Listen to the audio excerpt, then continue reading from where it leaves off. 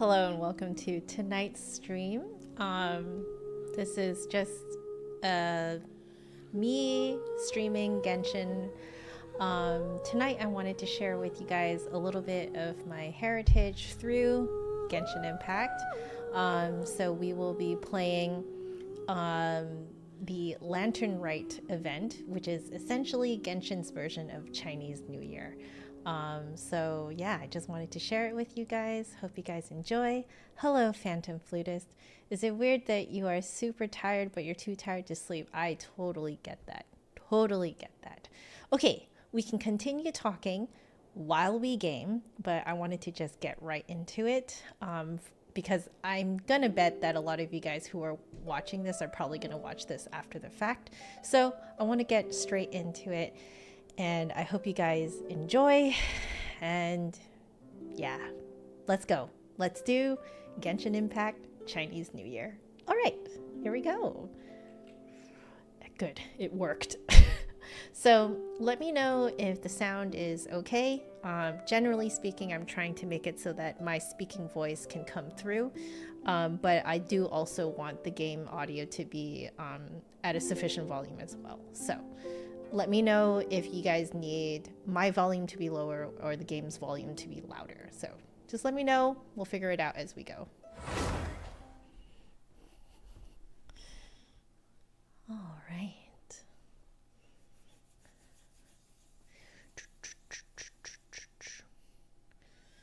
Very excited. So Chinese New Year was actually a few days ago, but I've just waited until now to stream this.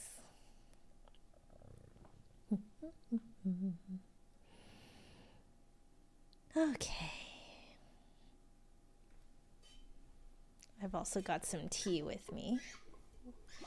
All right, so we are here in the new, back in Liyue, and we do have a new character here. His name is Gaming. And apparently we're going to meet him in this story, so I'm very excited about that. But you know what? We're going to walk around as my favorite character. Okay, let's get this going. This is it. This is the quest that we're doing. So I do have a quest that I haven't done yet, but we're just going to skip it for now. I haven't done this yet, so... But it's okay. We'll just go ahead and do this. Okay, we need to walk around here. Okay.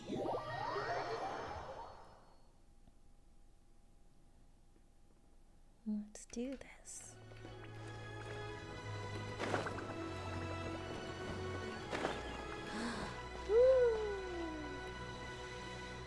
Kuching and Charlotte! I never thought she'd see you two together. Nice to see you again, Traveler and Paimon. Oh, we're not interrupting anything, are we? Not at all. I wasn't in the middle of an interview or anything. I was just asking Miss Kuching about purchasing a kite. A kite? Are you buying some regional specialties to bring back to Fontaine? Well, yes. And... It seems you haven't heard yet. The theme of this year's Lantern Rite is kites. Ooh. Oh, so that's why Paimon has seen so many floating in the sky. Liyue Harbor is always changing, so it is only fitting that Lantern Rite should change in turn. The Qixing believes it would benefit Liyue to build on our own cultural foundation by embracing the technologies of other nations. After all, it is said that the stones of another mountain may serve to better polish one's own jade. Yeah, remember my business meeting with Tianquan Ningguang the last time I was in Liyue Harbor? That's what it was about. But all I really did was use my network to introduce Lady Ningguang to some interesting people. I'm not sure that quite counts as fostering cooperation.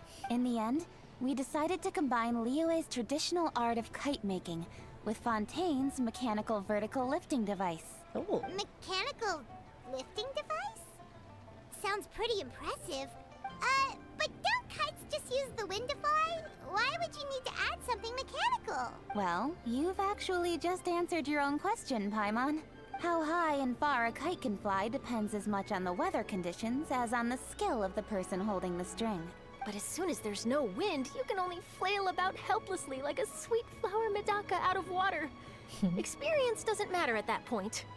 Exactly. Liyue is now a nation ruled by humans after all. It's about time we had the power to make a kite fly, don't you think? Plus, the easier we can make it to enjoy, the more people will want to participate. That's not a bad idea. Right? I also thought it was a novel idea. Plus, it shouldn't cost much to do. With Miss Charlotte's help, everything has gone smoothly. Our new mechanical kites are already available to purchase from a stall in the harbor. We're having trouble keeping up with demand. We also gave quite a bit of thought to the price. We didn't want it to be too much more expensive than a traditional kite. Cool! Turns out you two and Ningguang like playing with toys just as much as Paimon! Toys? They're not exactly toys. You see, Miss Kuching? That does seem to be everyone's first reaction. Although kites are one of our most time-honored cultural relics, outside of their use in certain ceremonies, I suppose they're considered playthings more than anything now. But to me, there's so much more than that. Think for a second about how remarkable it is that a flimsy paper kite attached to a string has the capacity to touch the sky. It is this slight piece of paper that also carries the weight of Liyue's cultural traditions. There's an old poem that goes, "O kite born of paper, flying true in sound, a lone traveler wanders, just waiting to be found." Oh, whoops. I guess they cut off the voice actress here. Send them love, send them word, send them homeward bound. In the past, poets from Liyue used kites to symbolize a feeling of longing, or evoke the peacefulness of idyllic rural scenery. If the people of today can derive enjoyment from this activity, they will not only be more likely to better appreciate the tradition, but also to pass it down to the people of tomorrow. That's the Kuching we know, always thinking 5 steps ahead of anyone else. Well said, Miss Kuching. I've learned quite a bit myself. As long as you're willing to listen, I'm happy to share. I also know quite a lot about the various folk traditions related to kites. For example, whenever a kite blew away, people would say it was the Adepti that summoned the wind to take it away as an offering. That way, you can turn an unfortunate event into an auspicious one. What about something more fun? Do you know anything like that? More fun? Let me think. Oh, I suppose we should first talk about how kites are made. It's another one of our precious forms of traditional craftsmanship. My grandfather told me that, back when he was a boy, children learned the art of kite making step by step from their elders. First, you use the thin strips of bamboo to construct the frame. Then, you draw a design of your choice on a piece of paper, paste it onto the frame, and tie on the string. Then, you look towards the sky and release the kite to soar among the clouds. Some people write down certain names or desires on their kites, cut the string, and let them fly free. Others may place particular thoughts or meaning into the design itself. Are certain designs associated with certain meanings? I'm gonna jot all of this down. Well, for example, kites in the shape of a butterfly typically symbolize freedom, happiness, or the desire to break free. Fascinating. What else can you tell me? The scissored-tailed swallow is the most classic design. It symbolizes good fortune and joyful tidings. Different colors also have small variations in meaning. Are these commonly understood meanings and symbols in Liyue? Kind of like the language of flowers in Fontaine. I believe so. Most have probably heard something about it from their elders at some point. If you're interested, Miss Charlotte, I have several books on the topic that I could lend you. They could be a useful reference. I think I know who these people might be. These might be the human versions of the Adepti, which are like, they're kind of like supernatural beings in Liyue. I guess these might be their human forms, because they're usually in animal forms. That would be a huge help! Great! Looks like I've got the outline for quite the article on my hands. Hope it goes well. Perfect! We're gonna take a look around. Then I'll show Miss Charlotte to my home for a little while.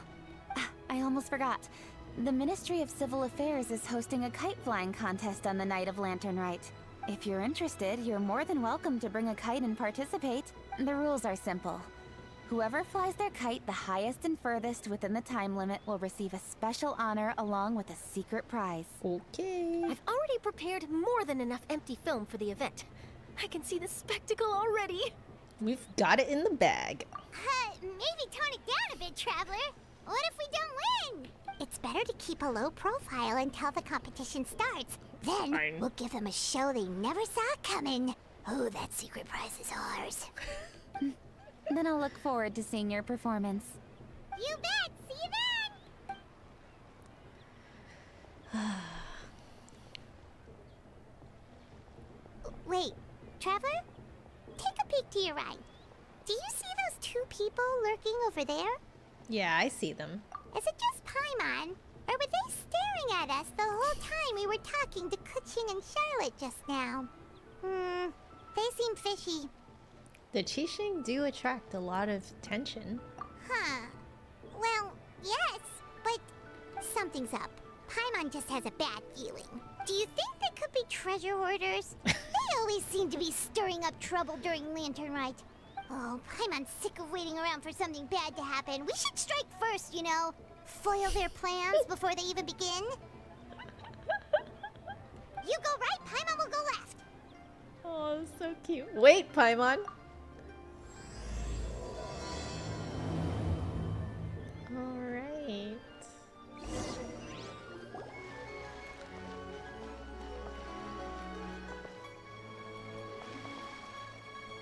Oh, This is so cute. It is with such an air of urgency that you appear before us. Your comportment suggests you believe us to have committed some heinous crime. Perhaps you could enlighten us as to your intentions. Alright, so fun fact. The voice actor for this guy is the same voice actor as Ether, the guy that we're playing. So these two are played by the same voice actor. And yeah, the he's not using any sort of like voice warper or anything like that. That's actually him just doing it to his own voice. It's pretty sick. Whoa, where did this fuddy-duddy come from? You should be the one doing the enlightening, buddy. Don't think we didn't notice you eavesdropping. One look and we could tell you were up to no good. Tell us everything, starting with your name. One bears no secrets before two such as yourselves. You stand in the presence of the mighty and illuminated Adeptus, Mooncarver. Yeah. For the purpose of this foray into the mortal realm, however, you may address one as Hojong. You kidding? That deer's got his head stuck so far up in the clouds, there's no way he'd humble himself down here with the rest of us. you may want to hold your tongue, Paimon. Don't think that Paimon is gonna believe you just because you know her name. Let Paimon guess. You're supposed to be a mountain shaper, right? Indeed. Mooncarver and myself have descended upon the mortal realm for a visit. The two of you may call me Jiahu. Huh. Looks like you did your research. But in our experience, the harder you try to lead us on, the more likely it is that we've got a big fish on our hands. We'll go straight to the Lilith and have you arrested for impersonating a Adepti. Preposterous. Utterly preposterous. Perhaps you can prove it? Right. Tell us something that only an Adeptus would know. And it better not be some common knowledge that any person on the street could tell you. During the last Lantern Rite, we gathered at Mount Hulao with Rex Lapis and made use of Cloud Retainer's supreme cuisine machine to prepare bamboo shoot soup. Perhaps you have some recollection? You did? The flavor of that soup was more than enough to whet one's appetite.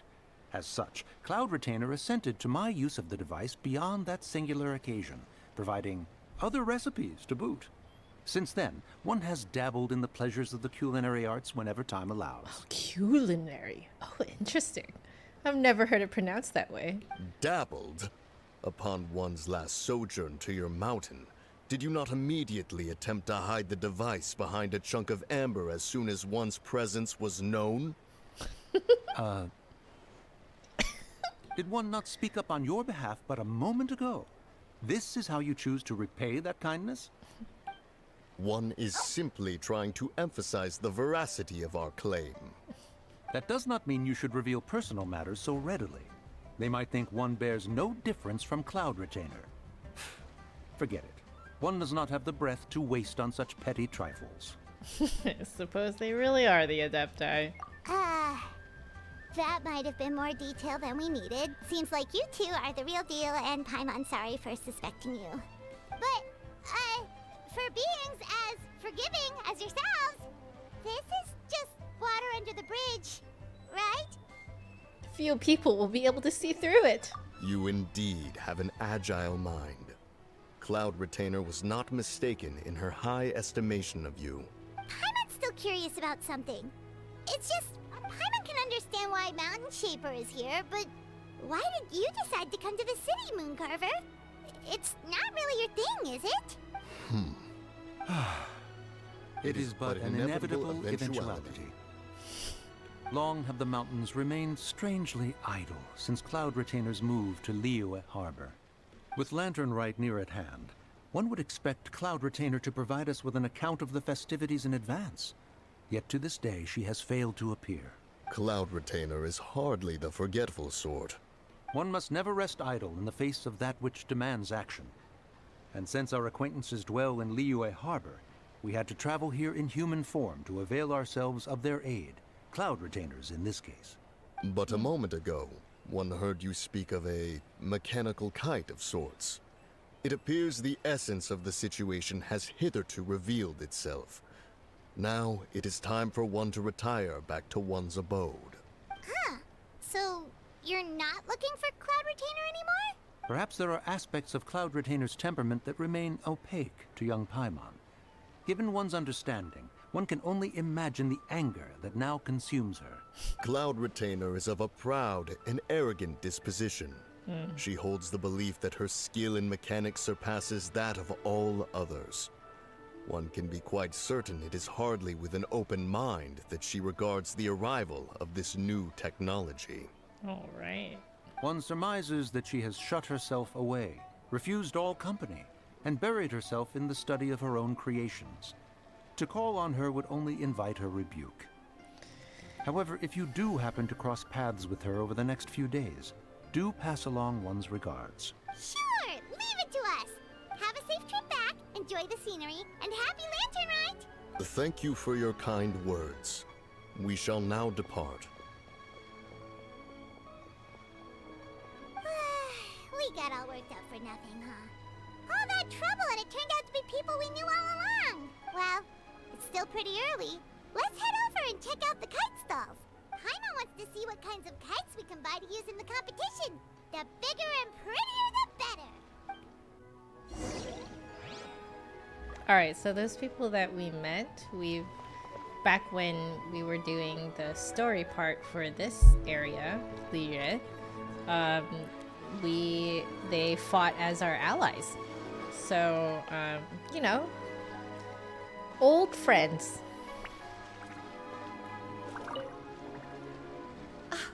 Welcome! Are the two of you looking to buy a kite? Would you like me to go over the different designs? Woo! A scissor tail swallow! And a butterfly! And This jade chamber design is our newest. It's been selling like crazy over the past 2 days. Does it also have a unique meaning? Of course. The jade chamber symbolizes wealth and abundance.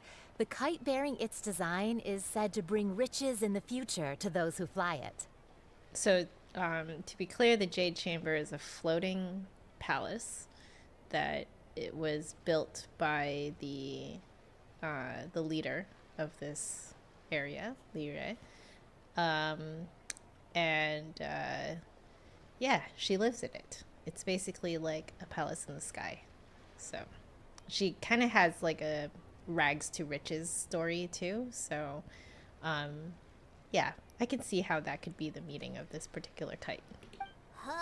Oh, now that's Paimon's kind of kite.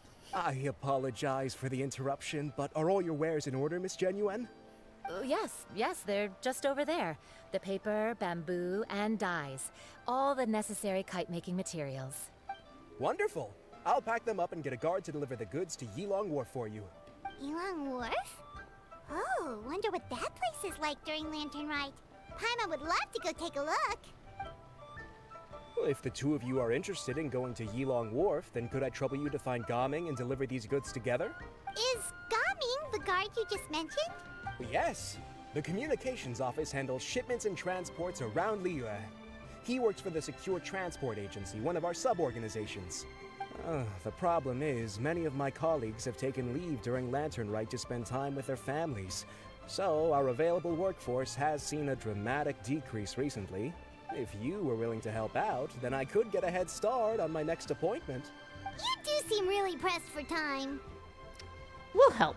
Oh, wonderful. You will, of course, be compensated for your efforts. Now, at this time of day, Gaming should be somewhere in the vicinity. Just follow the main road until you see the head of a Wushu dance costume. Should be on your right. Be sure to come back if you'd like to buy a kite. I'll even give you a discount. Yay, we're gonna meet Gaming.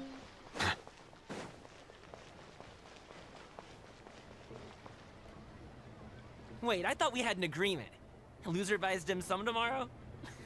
Look at you. Scowl like that for much longer and your face might stay that way. So the voice actor for this guy, hey Lippity, the voice actor for this guy plays the main character from essentially the sister game to this game, Star Rail. So he plays the main character.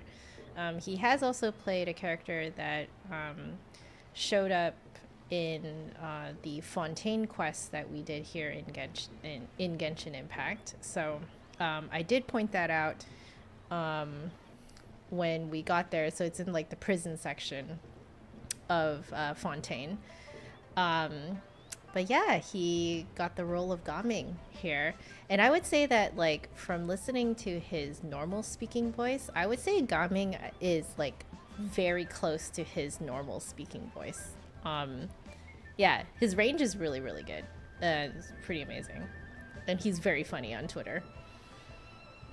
Hey now, don't be upset. How about this?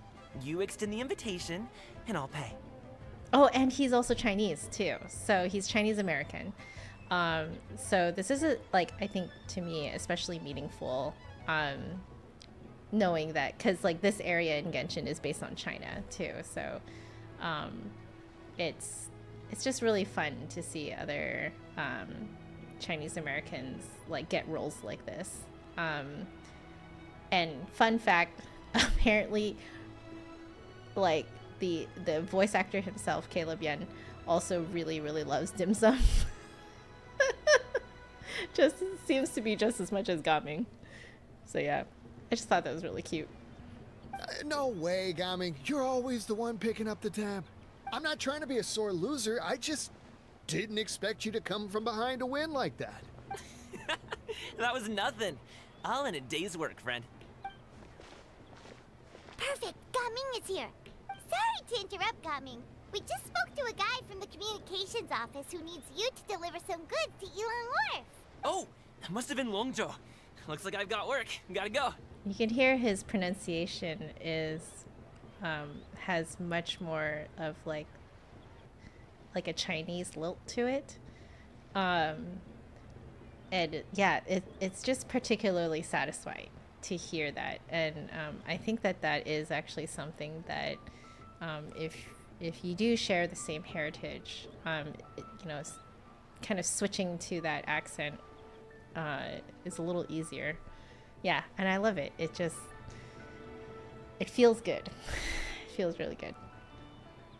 Remember to buy the kites from the kite woman.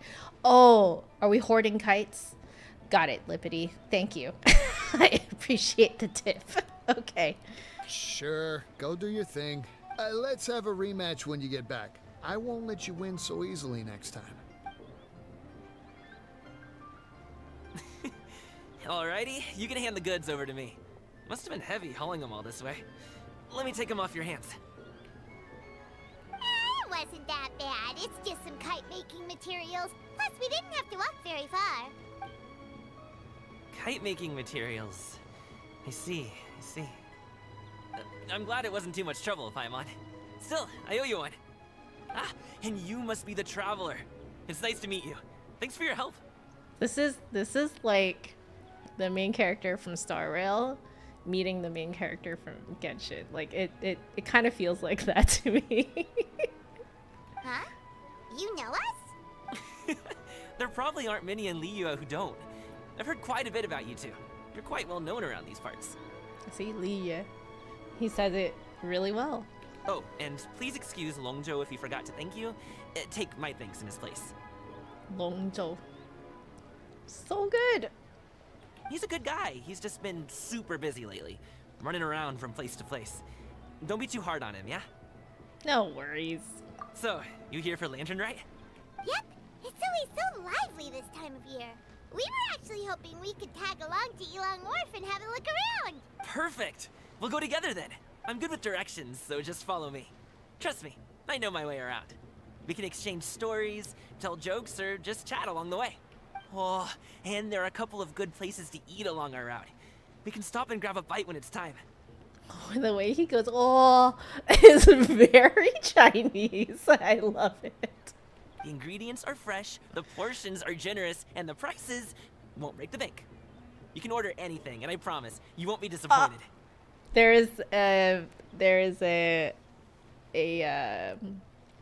He basically said the Cantonese saying, "Pang lang dang," which is "pang" is cheap, so the prices won't break the bank.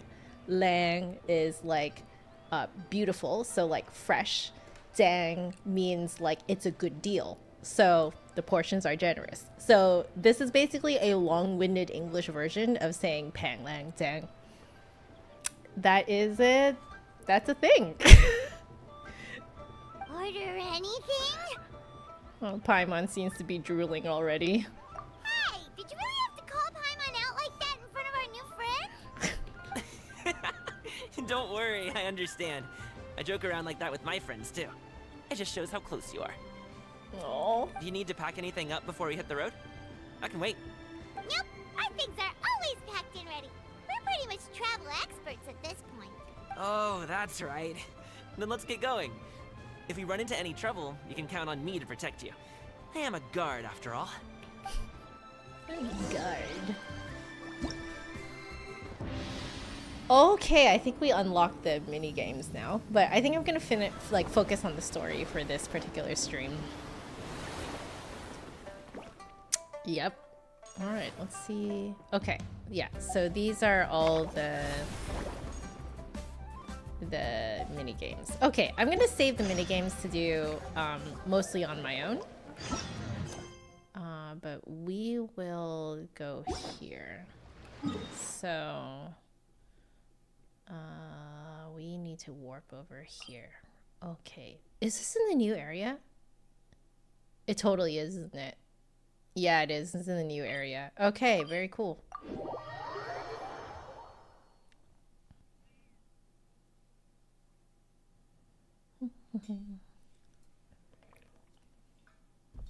I think I'm particularly enjoying that in Chinese, the name Gaming is actually, I believe, in Cantonese, because I think in Mandarin... I see the value in my own work. Sir, please stop talking. In Mandarin, I think his name is Jiaming. But the English version is the Cantonese version of his name. And I love it. I really love it, because I'm Cantonese. So, yay! Makes me happy. Alright. Make way. The docks are just a bit further. One step at a time. Hang in there.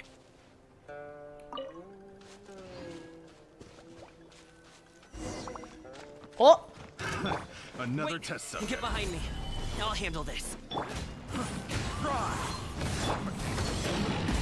Oh, he's so fun. Sorry, pal. Oh, I canceled it. Okay. Crumble.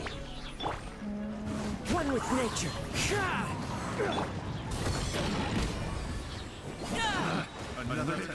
Mighty mythical beast. Oh, he's so fun.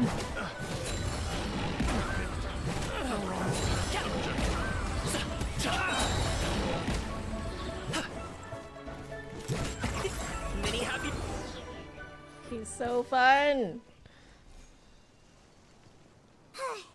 Seems like we really can't go anywhere without running into treasure hoarders, can we?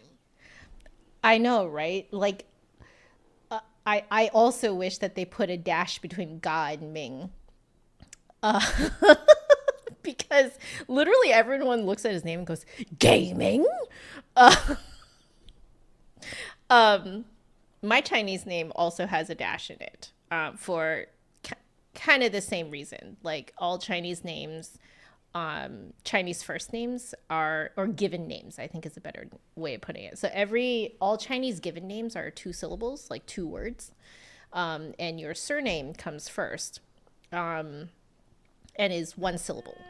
So a lot of times when Chinese folks living in English-speaking countries get their names transliterated over, a lot of times there is a dash that is used, as Lippity has mentioned here.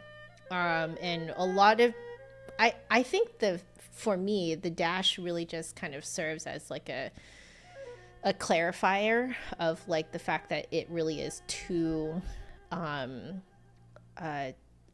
syllables, 2 full syllables. Because sometimes when you squash the 2 syllables together in an English transliteration, it looks really freaking weird. And people just don't know how to pronounce it. Like gaming would have been much better with a dash. I agree. But oh well, they decided not to, so this is what we're working with. Yeah, it's not uncommon for deliveries to get intercepted. That's why this job needs guards like us. Paimon was impressed by your moves back there. You seem like a real pro at your job. Oh, that's not a skill I learned on the job. It's just a hobby. Oh, my hobby is just to fight people. Have you ever heard of wushu dancing? Yeah, lion dancing. I've heard about it somewhere. That somewhere being my dad. So my dad has done lion dancing. He has photos, old photos of him doing the lion dance and stuff like that. And it looks really cool. It is very, very cool. Really? Wushu dancing is famous in Chunyu Vale. See, he says Chunyu. He doesn't say Chenyu. It's so satisfying. Performers might be invited to promote the opening of a business or to spread good fortune during a holiday season. But I must admit, it has nothing on the popularity of the Liyue opera. Liyue. Oh, he says it correctly. Oh, it feels good. I'm also well aware that people in Liyue Harbor aren't exactly jumping at the chance to watch wushu dancing. So, it's not something I do full-time. Aww. Huh? You have 2 jobs? How do you have the energy to do all that? It's not that tiring. You just have to take a rest. Ah, Paimon gets it, so you must sleep a lot then. Not really. Just yesterday, I stayed up all night playing cards. He's such a gremlin. I love him. Oh. He's a gamer. Gaming's a gamer. Let's go. The docks are just up ahead. I wonder if he was playing TCG. Probably was playing TCG. That's the only card game that exists in Genshin, right? He's a TCG player.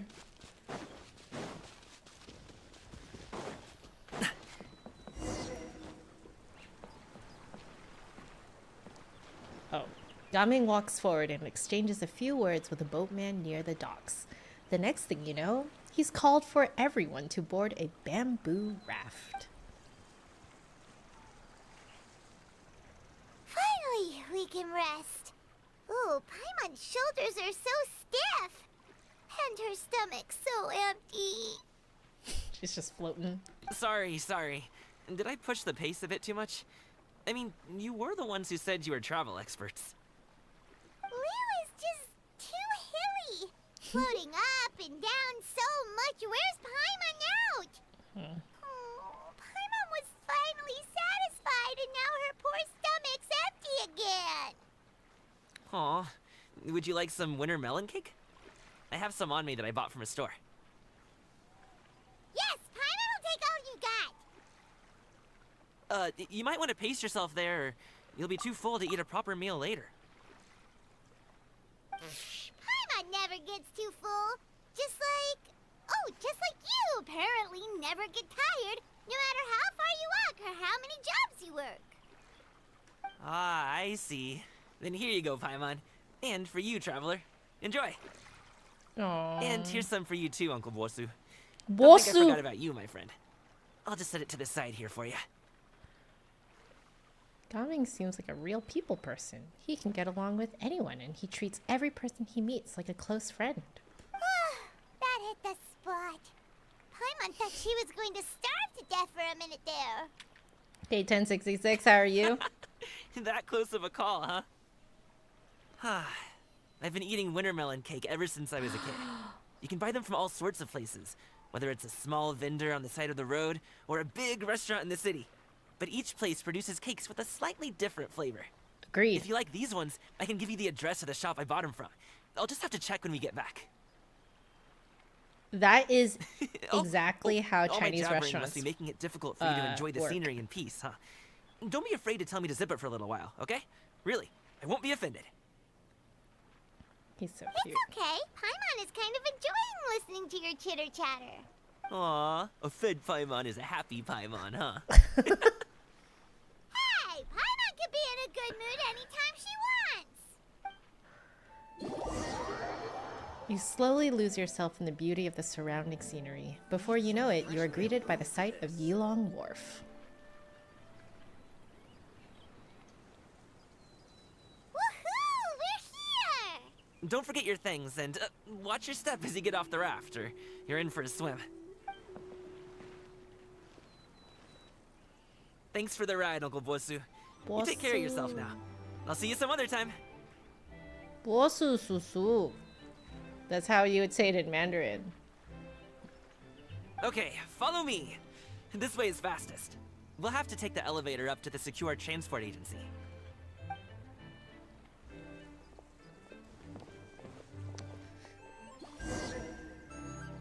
This is not a music-based game. There's just gorgeous music here. Do you hear this? John told me that I would love this music, and he is so right. I'm very much enjoying Caleb's. Caleb is the name of the voice actor for Gaming. I'm really enjoying his pronunciations of things, because I'm just like, oh, that finally sounds right. It finally sounds right and doesn't like grate on the ear. Look at this. This is his idle animation. And it changes colors at night. So at night it's like blue, blue and purple, I think. You studied Mandarin in college and it didn't go well. I'm sorry. Is it because of all the intonations? Because you're not alone. John might hate me for saying this on stream, but John also cannot do the intonations. Look at it, he's so cute.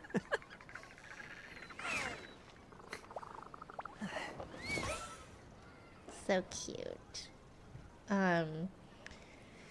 Yeah, the intonations, and the pronunciations in Mandarin are hard enough. In Cantonese, it's even more ridiculous.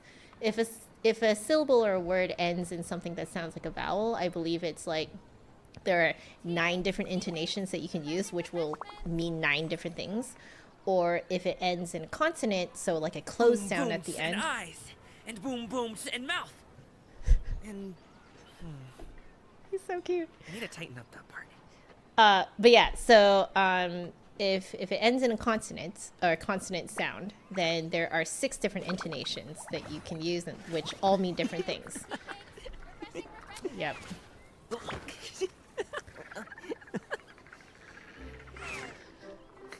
Picked up some parts of it well, some parts not so well. It's okay, me too, man. Like, it's fine. Oh my god, I love this music. Oh, my heart is so full. Trying to do math was the final nail in the coffin, and then you met your future wife and kind of didn't care anymore. Oh, look! See, look! Blue and purple.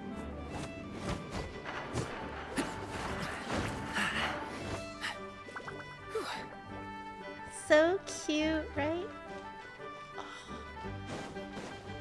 Oh, I freaking love this music. I cannot get over this music. It's everything.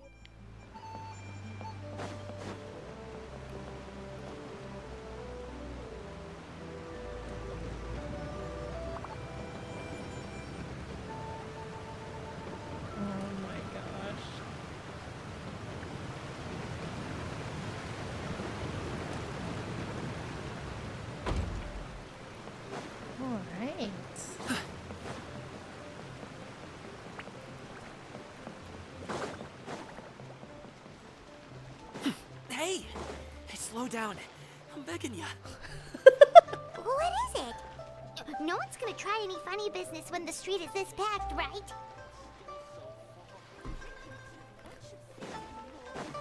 So cute. Oh, well... how should I put it? Come on, spit it out! Do you see that group of people over there? Those are my relatives. Oh my god, I feel that. Oh, I feel that so hard. Oh, I feel it so hard. Oh god. Oh god. Oh, Gaming, I feel it. I feel you, bro. I feel you. Wow, you sure have a big family. Once they start buying things, they won't stop perusing till it gets dark. This is bad. They're your family, not your arch enemies. What's there to be afraid of? Unless... Oh, did you do something horrible to them? No, it's not that. I'm just not that good at dealing with my family. Oh no. Oh no. It would be best if we could steer clear of them. I'll explain more when we have the chance, but right now, we've got a job to do. And then we'll just have to sneak past them. All right. I'm gonna tell you guys why this hits really home for me. For me, it's not so much my blood relatives that I feel this with. I feel this with like, I love them dearly. Okay, they're family to me. But I feel this about my Chinese church family, I guess you could call it. Like, we call everyone auntie and uncle there, you know, in all the Chinese churches I've been in. I am not part of one officially anymore, but like, I kind of regard my parents' church as like home. And my uncles, my quote uncles and quote aunties in that church are really like my family. But like, so a lot of what he's saying here, like the intonation in which he's saying it just hits. It hits really hard. Oi. The left side looks pretty packed. Let's go straight. Oh my Slow and gosh. steady wins the race. They might actually see you. There are little indications of whether they can detect you.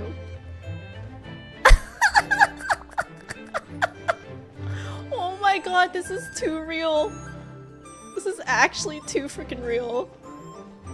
I freaking love the music though.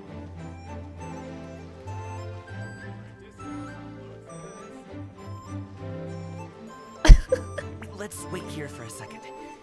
Maybe my aunt will leave. Maybe my aunt will leave. This is hilarious. Oh, this music. Let's go.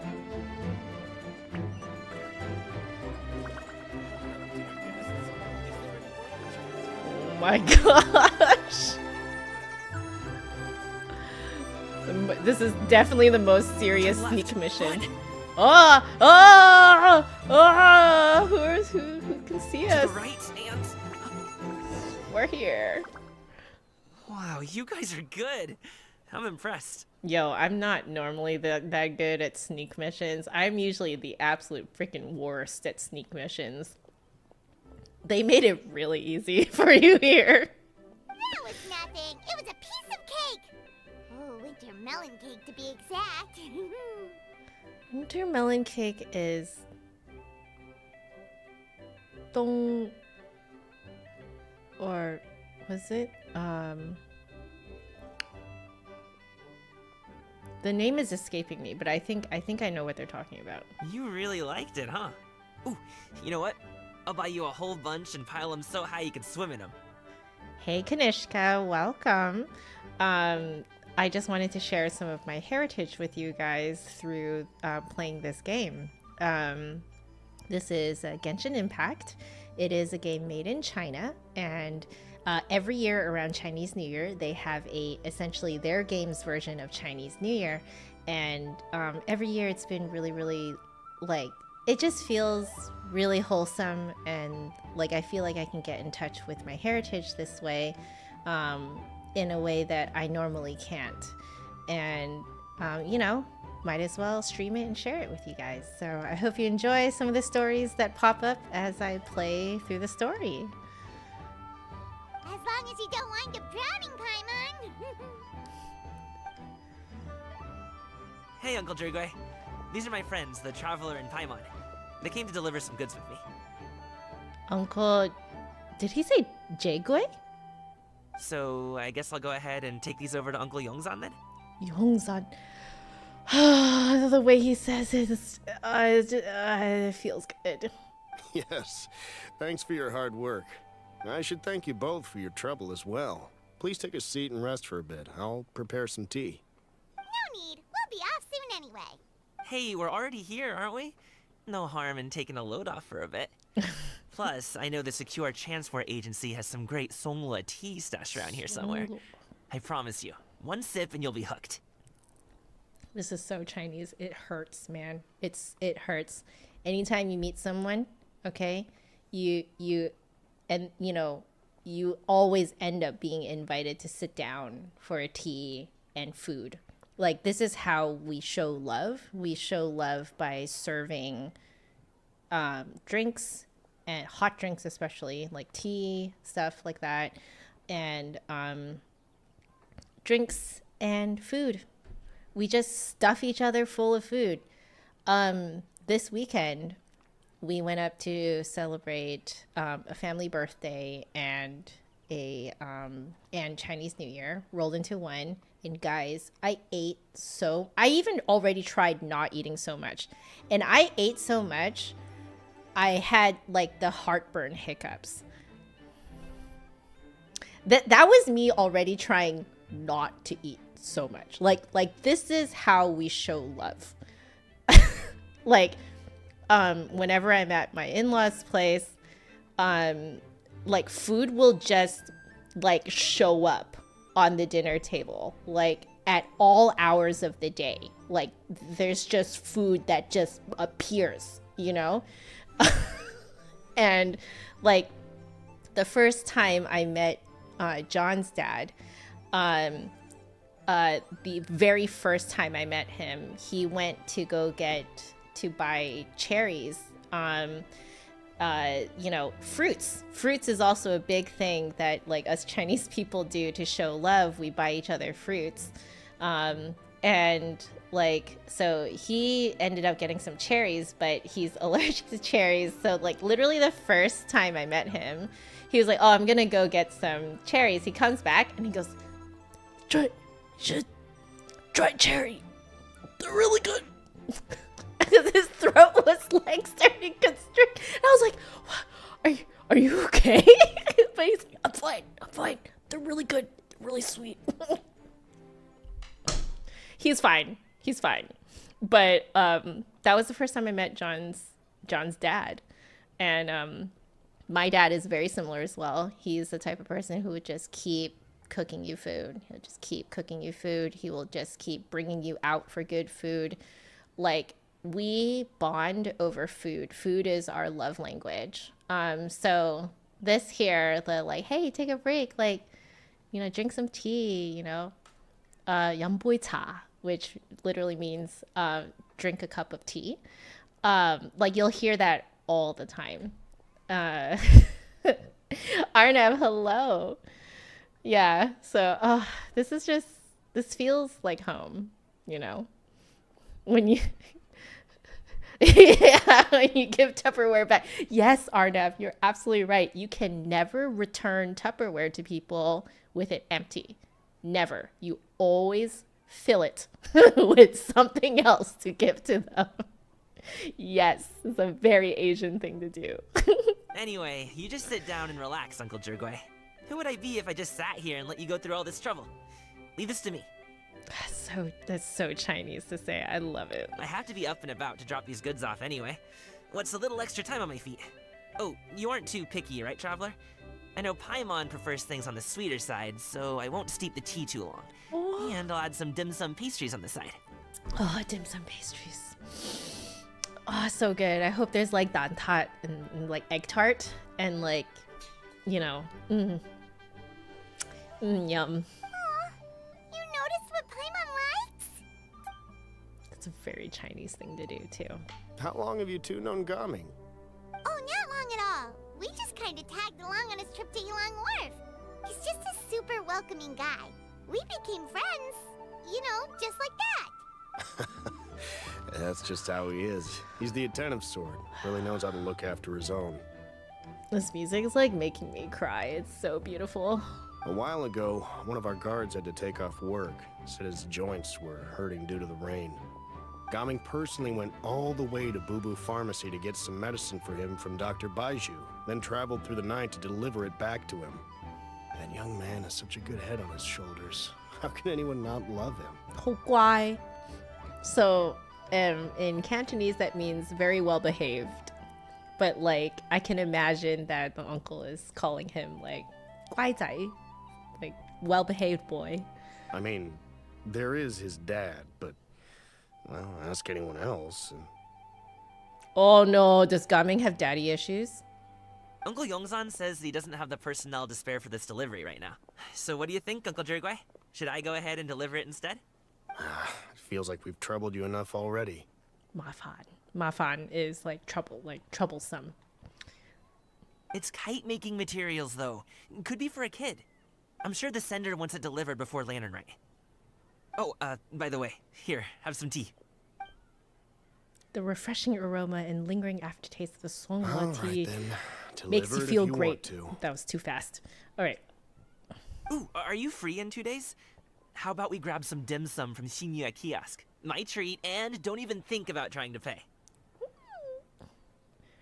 Whoa, that's way too generous of you. Don't mention it. Just think of this as a thank you for all your help. Besides, the thing between me and my family, it's a long story. Oh no. It might take some time to tell.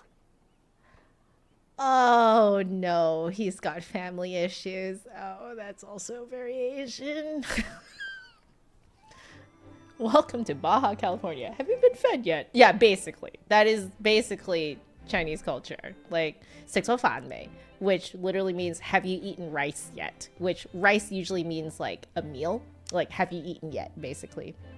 That's how you ask, how are you doing? You know. Sounds good. Paimon never says no to free food.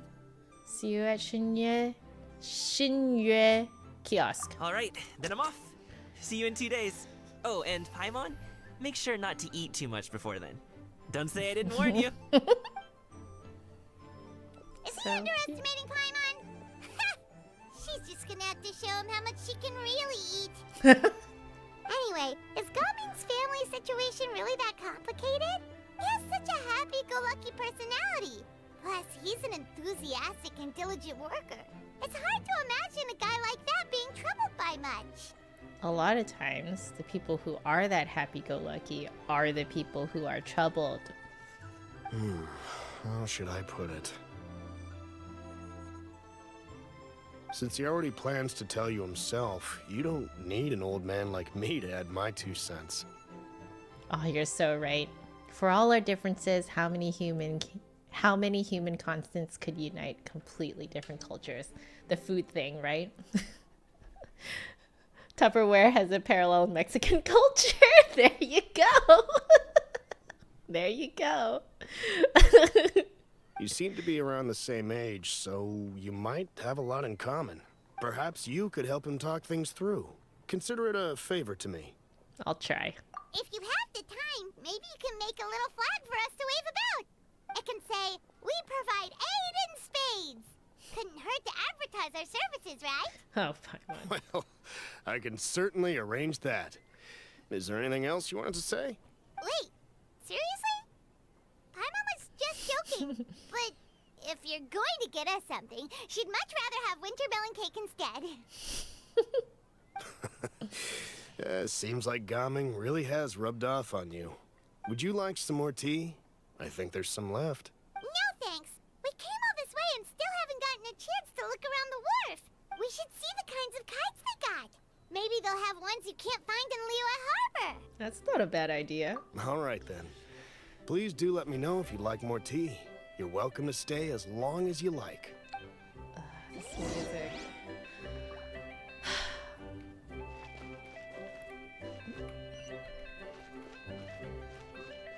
With solid practical training, unleash real punches.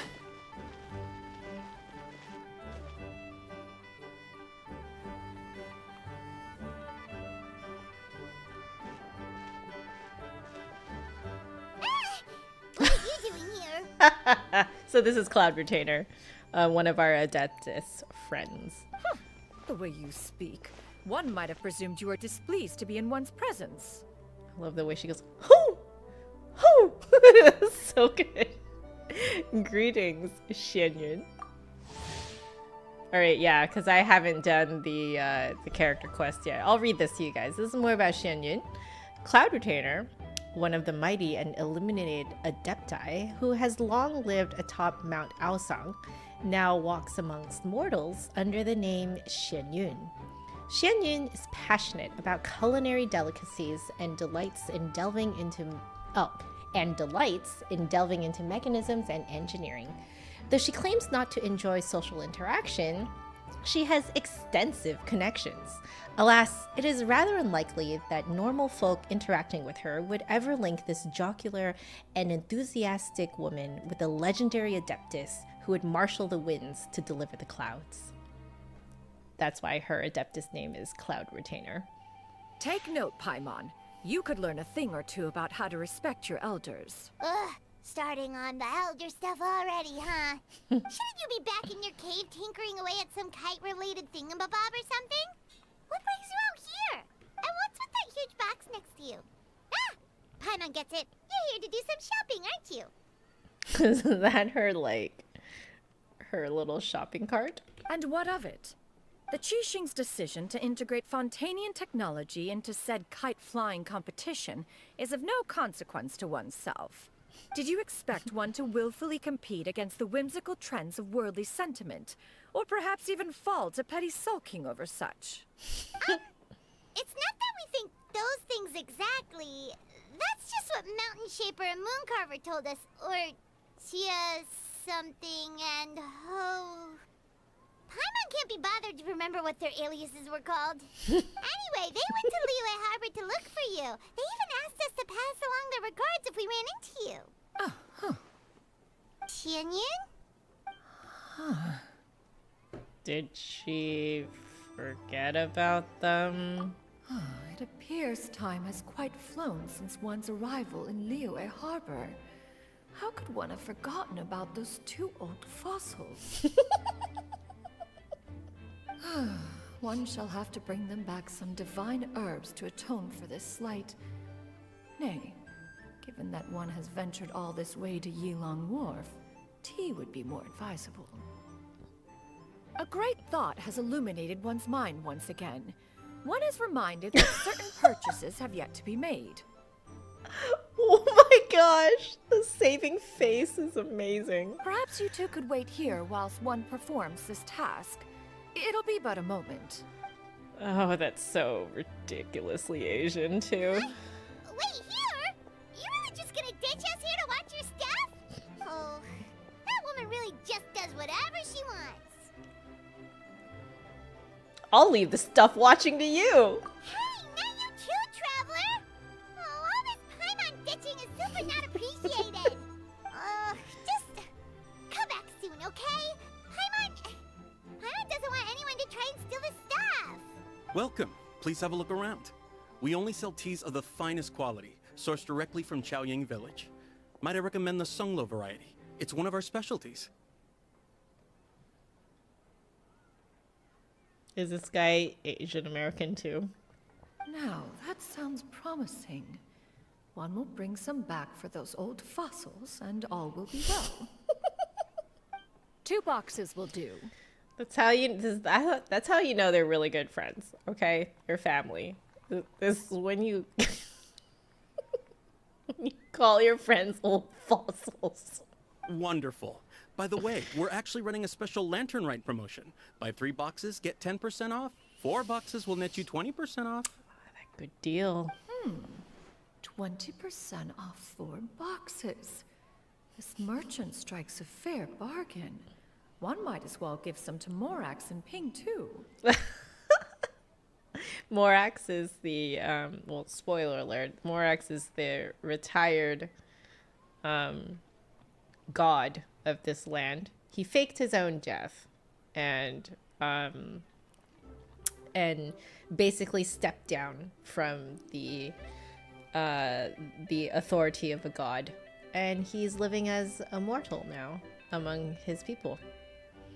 Ping is another adeptus, and she also has an adeptus name too. I think it's Streetward Rambler is her adeptus name.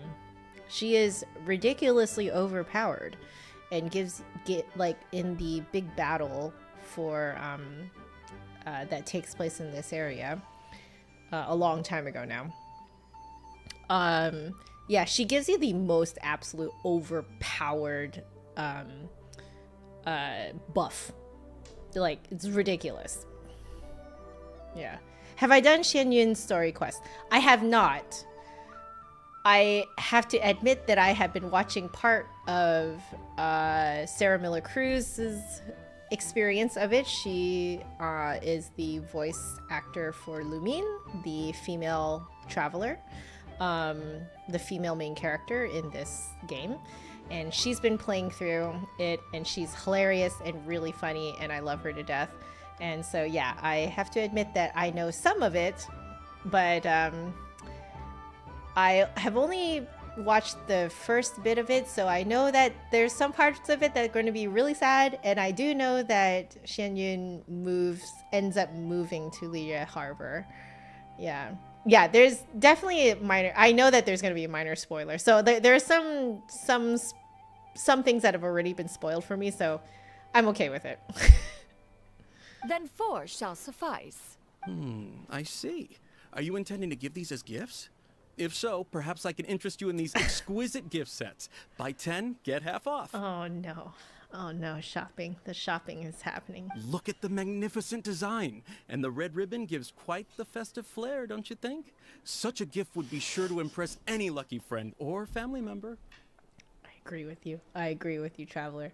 10 boxes. Seems rather excessive. But if one factors in the Conqueror of Demons and one's disciples... Oh no, she's coming up with more people to give to. So Conqueror of Demons is a Xiao, another Adeptus, a playable character, has been playable for a very long time. He is one of my most built characters. And then her disciples would be Ganyu and the name is escaping me. Can you guys fill it in? It's Ganyu and Shen... What's her name again? I don't have her, as you can tell. I do not own this character. Shenhe. Okay, Shenhe. So her disciples are Ganyu and Shenhe. Ganyu is, I believe, a half Adeptus, and Shenhe is a cursed human, I believe is what her backstory is. And she trained Ganyu and Shenhe. So yeah, she's basically just being auntie right now and like just getting carried away shopping gifts for her family. This is very typical Chinese auntie behavior.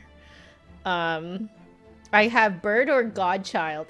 I only have, out of all the people she's named, I only have Zhongli and Xiao. I think it's pretty apparent where my biases lie. Ayush, welcome to the stream. Derek, welcome to the stream. Just so you guys know, if you guys are finding me as like a random Genshin stream, gaming stream, just so you know, I don't normally stream this type of stuff. I'm a professional flutist. I'm just not sure if you guys watch my normal content. But I am a professional flutist, and this is just me on my off hours playing for fun. And it just so happens that I want to share my heritage through Genshin Impact. Yes, they are a good pair, but they have to share one staff of Homa. Yeah. So my husband has Farina and Navia. So we go hard because I have a triple crowned Nouvellette. Yeah. Yes, I triple crowned him. So we go hard. We go hard when we co-op together. So, yes. There you go. There you go. So, I do have Ritesley. Yes, I triple crowned Nouvellette. The only two people I have triple crowned, and in fact given any crowns to, is Nouvellette and Kazuha. Because I'm going to be completely real with you. They are the two people who remind me the most of my husband, my real life husband. Like if you were to combine those two people together, you get my husband. And so I have triple crowned them. Yeah, both of them are very meta. That is very true. When did I do that? On my own time. I triple crowned him on my own time because I was like, I'm using him so much. I love him so much. He's fantastic. Reminds me of my husband. So I'm gonna triple crown him. You know? You spent 1 crown on Yelen's Burst. That's probably a good one to spend on. Good night, 1066.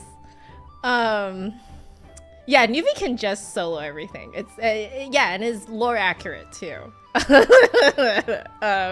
It's been pretty fun mowing things down in Spiral Abyss. I normally don't like Spiral Abyss, but it's been really fun mowing things down, just hosing people down, you know, with Nouvellette. It's very fun. I did get Ritesley, and I finally got his artifact set, like a usable artifact set. So he's finally hitting pretty hard now.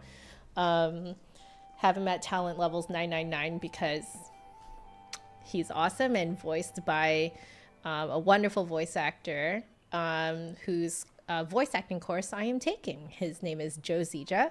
And so I was like, I gotta raise him all the way up to 999 at least, right? So did that. He's finally hitting pretty hard. I think I can still improve his artifacts some more. So I've been farming that domain like just forever. I have like okay luck, I would say. Yeah, yes, a professional power washer. That is Nouvellette.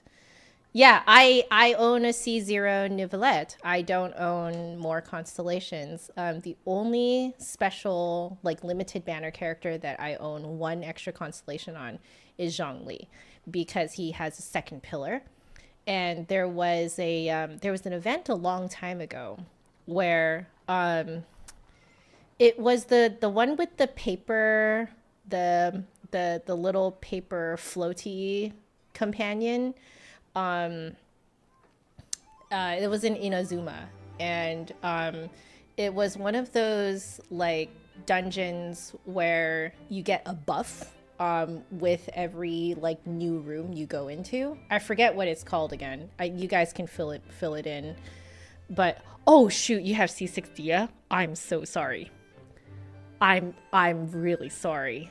I'm so sorry. I raised my friendship with her all the way up to 10 because I collect friendship basically with everyone. And that was a painful few weeks. That was a very painful few weeks. I am sorry. I have heard though that she's really good for like if you don't want to get like interrupted. So like she's good to have on your team if you don't want to get interrupted. Yeah. Did you just hear that I'm a professional flute Genshin player? I'm not a professional Genshin player, but I am a professional flute player. But yeah, this is what I do on my downtime. I know her character is so cool. I just thought that she was one of the most badass characters in the Sumeru questline. Like I love her. You know, absolutely love her. It's just such a shame that she's so like fiddly and like you can't aim with her at all. You can jump out of her ult.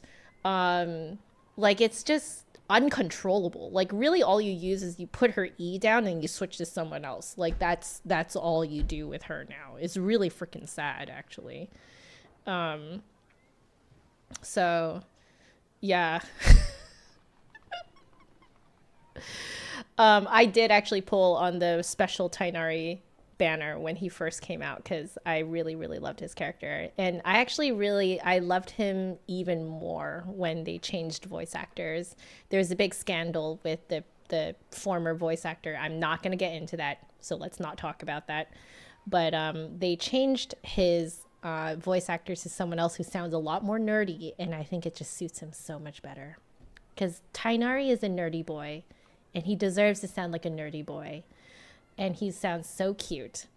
And I went back to listen to all his voice lines from the Sumeru quest. I actually went, because you can go back and listen to them.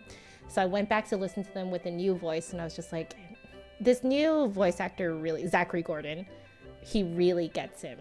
He really understands him. His voice lines when he's fighting are a little bit more nasally, so I think he hadn't really settled into the real Tainari voice. But he really settled into the real Tainari voice. He kind of has like a dad nerd voice, and it's great. It's fantastic. Yeah. Yeah. So... Oh, are you asking if Dia's a tank? I don't know if Dia's a tank. I think Dia is, right? Isn't she HP based? HP... She's HP scaling, isn't that right? I think. I'm not sure. Anyway, we should continue with the story here. But that was really fun. Really kind of fun offshoot chatting with you guys. Okay, anyway. Okay, Chinese auntie is now buying gifts for literally everyone because she's getting upsold. Okay, here we go. 10. Nice round number, don't you think? Of course you do. I'll even shave a little extra off the price for you. Oh no, this guy's That is terrible. agreeable. One will, I will have these boxed up then. Of course, right away. Oh, this guy is sussy. I see you have quite the eye for fine items, mademoiselle. Oh, Perhaps no. some of my wares might also be of interest to you. Oh no, she's getting really upsold. Oh, she's getting so upsold. I'm a toy merchant from Fontaine. You'll get nothing but the finest and most intricate clockwork toys Mora can buy here. Each one sure to be a source of endless amusement.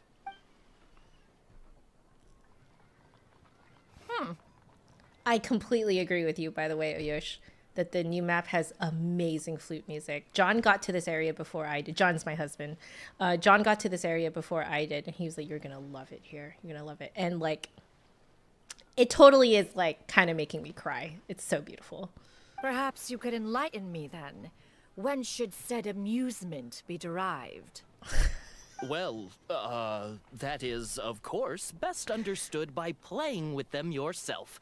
If you could wait just a moment, I can bring one out and give you a demonstration.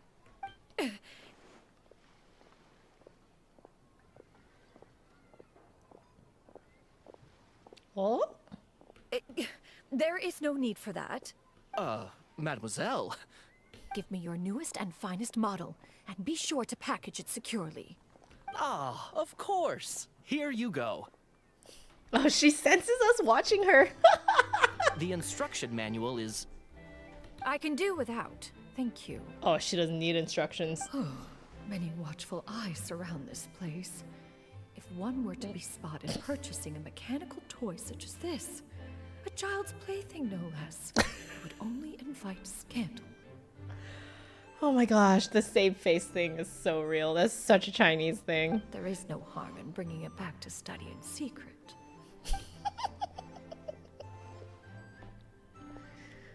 Okay, maybe this guy's not sussy. He just wants to sell stuff.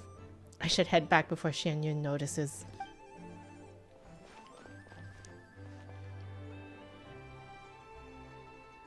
Oh, Xianyun, did your shopping go smoothly? Naturally. One may not delight in social interaction. Oh, she totally But that does not mean one lacks in faculties. Seems like Xian Yun is easily swayed into buying things. That box looks fit to burst already. And you two? Are you not here to purchase things? We just haven't had time yet. It doesn't look like there are any kite stalls around Elong Wharf.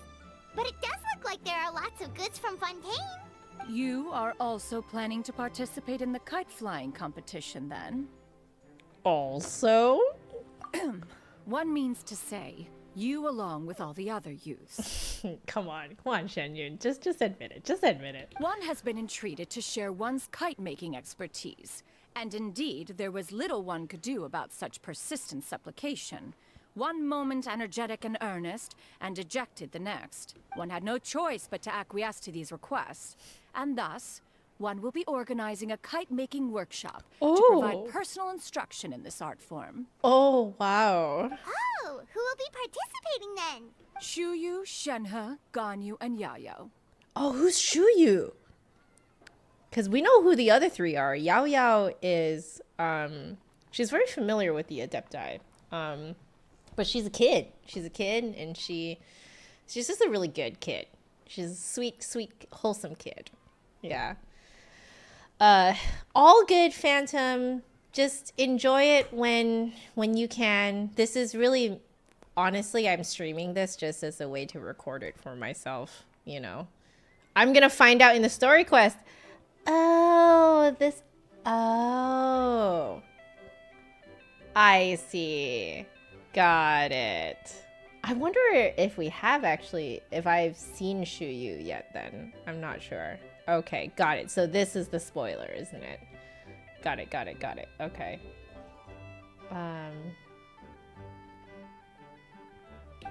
that's quite a few people. Also, this is all pretty well, Xianyun, but it's not like you have to make your own kite to participate in the competition. You can't just buy one ready-made and call it a day. Ha! You speak of those equipped with the mechanical lifting device, do you not? 'Tis nothing but a crude piece of mortal machinery. Mortal machinery. The mechanism that one has developed was the fruit of millennia of meticulous study. Let us not speak of the source of the mechanism's power, but rather its structure. She's such a nerd. It is composed of materials as light as bamboo and as strong as iron. This composition grants it the lightness of weight to ascend into the sky and the durability to follow the wind for many a mile. It is built with a series of intersecting rods that... Never mind. It is unlikely the two of you will understand, even should one expend the effort to explain. One is better off saving one's breath. She's literally telling us we're too stupid to understand. It sure seems like you want to talk about it, though. You want to try live streaming Genshin? Seems fun. It is very fun.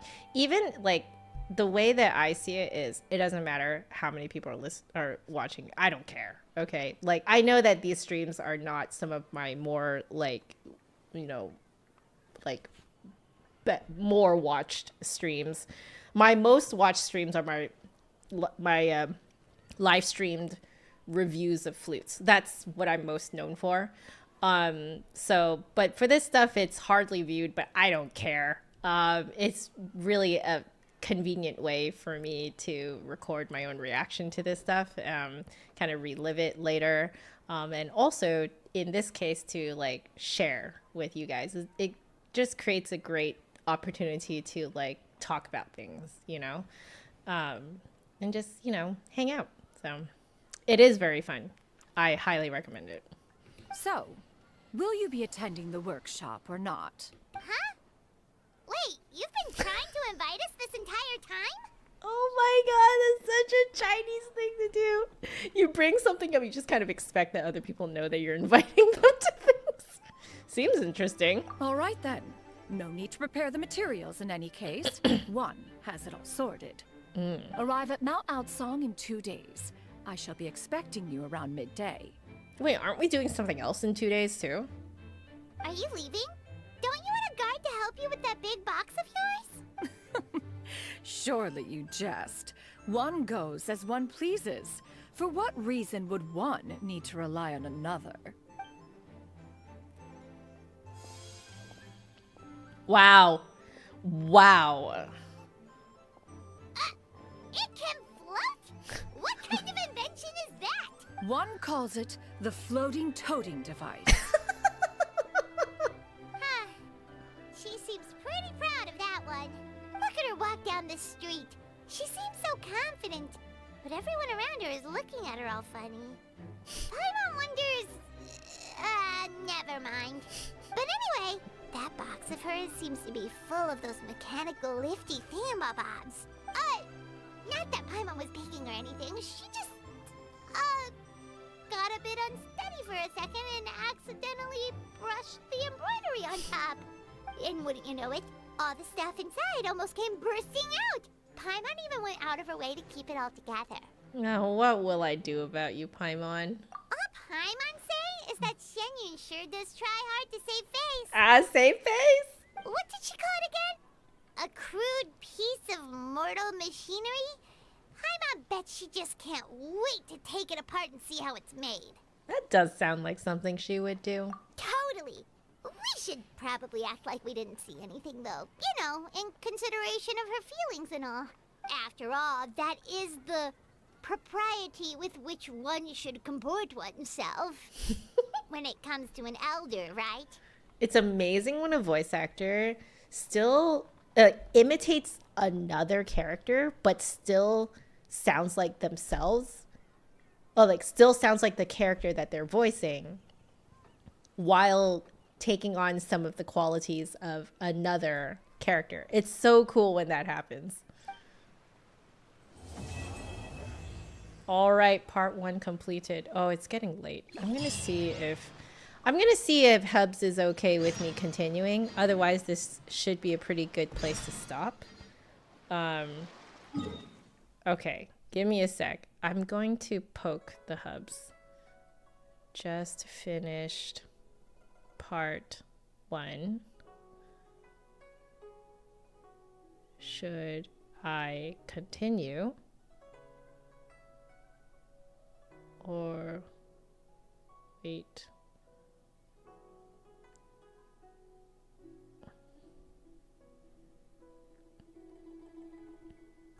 Oh, wait. If we're at this part, we may be able to talk to some people. Do you guys know, like, if there are people you can talk to after, like, day 1? There. Let me just look really quickly. What is this? Lantern Rite.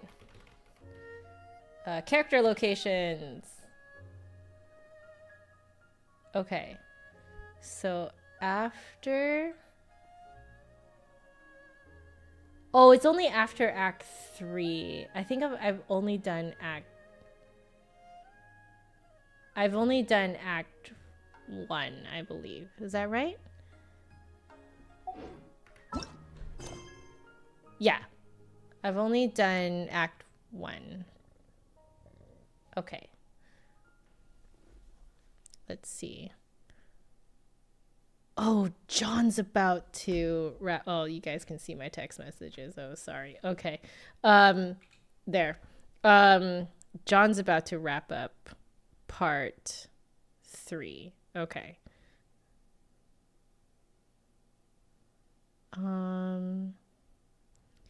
Is part 2 long? Because I could do essentially part 1, part 2 right now, and then do part 3, part 4 on Thursday. It's Valentine's tomorrow, so I'm not going to stream tomorrow night. We have some foodie plans.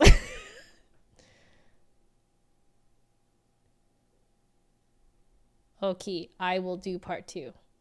I'm just basically telling you guys what I'm texting him anyway.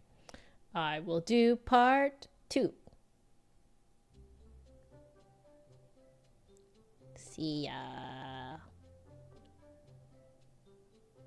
Okay, let's do part 2 and then we'll call it a night. So we're gonna Whether use it takes me uphill, downhill, or... our handy dandy. Oh, do you guys love the fact that some time ago they updated this so that you can just go 2 days? Yes. So the day after tomorrow, and I think we have to wait for 8 a.m. Is that right? And I like that, like, they updated this very well. Oh, hi, love. Yes, we do have amazing plans. Are you good if I share our amazing plans?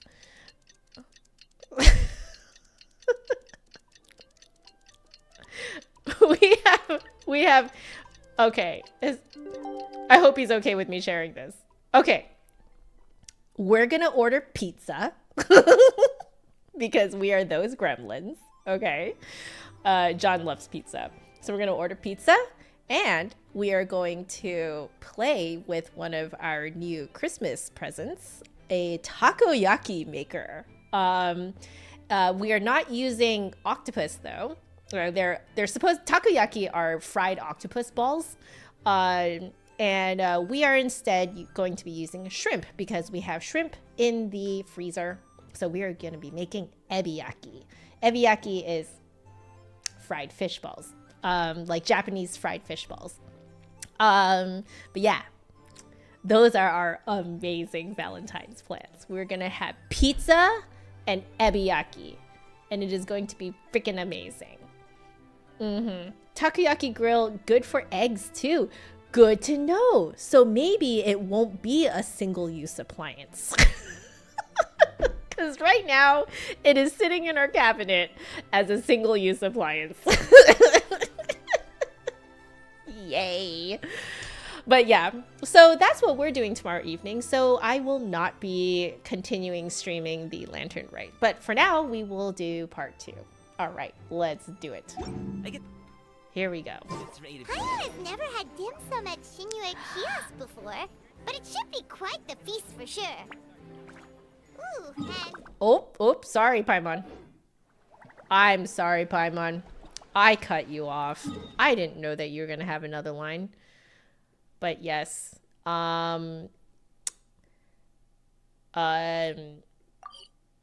Dim sum is always an absolute freaking carbo load. Like, you will be in complete and utter food coma after a good dim sum meal. Like, it is so insanely carb heavy and thus amazing. Let's go for dim sum. Oh, sorry. Wait. I think I pressed the wrong thing. Enter. There we go. And the salt too, that's true. Very salty. Oh, you're here early. I just ordered. The food should be out in a second. Sit down, sit down. That is so Chinese to say. Yeah. Let's all take a seat. Here, hand me your cups. Oh, thank you. So Chinese, I love it. Wait, you weren't supposed to drink that, Paimon.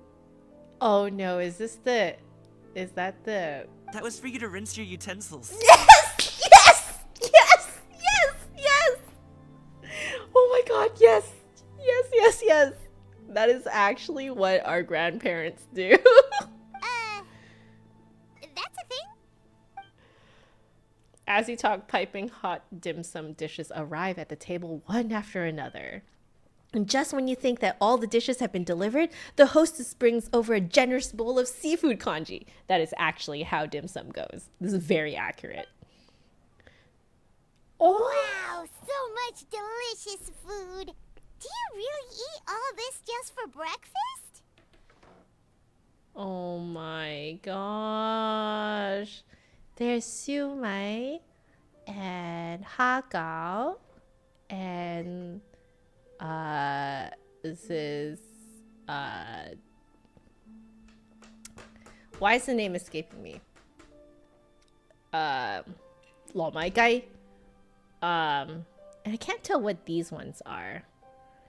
But that is, oh, that's so freaking amazing. So like these are meat dumplings over here, pork dumplings, usually with some, I forget what they're topped with, but these are shrimp dumplings, like crystal shrimp dumplings. And then this is a, it's a sticky rice with like chicken, and sometimes there's like lapchung, which is like it's like Chinese cured sausage, and sometimes there's like an egg in there, like a salted egg, egg yolk, that is. It kind of depends, but sometimes it's just chicken, mushrooms, like very, very salty, and like soy based, and freaking delicious, extremely oily. It's fantastic, and it's wrapped in, I believe those are lotus leaves. I think that's what it is, but it is fantastic. Freaking love it. Yeah, I think lo mai gai is normally the like pork. Is it like, no, it's chicken, mushrooms, and I think pork, something like that. I'm not sure. I just love it. That's just how we do it where I'm from. Yep. Most of the time, though, I don't eat lunch after dim sum. Yes, this is true. You eat dim sum as a brunch. So the best time to go is about 11 a.m. Sometimes 10:30 is okay, because these meals go on for a really long time. Oh, that's good to hear. Paimon doesn't need to worry about holding back then. Eat. If it's not enough, we can always order more.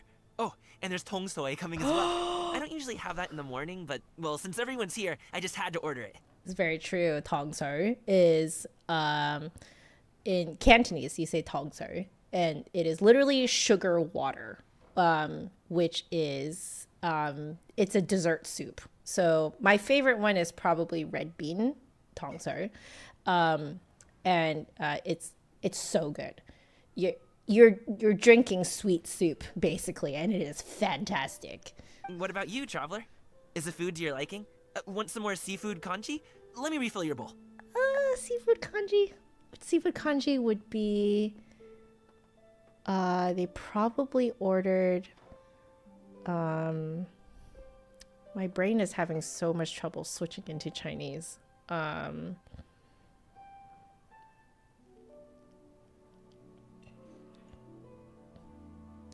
I know what the seafood congee is that they probably ordered.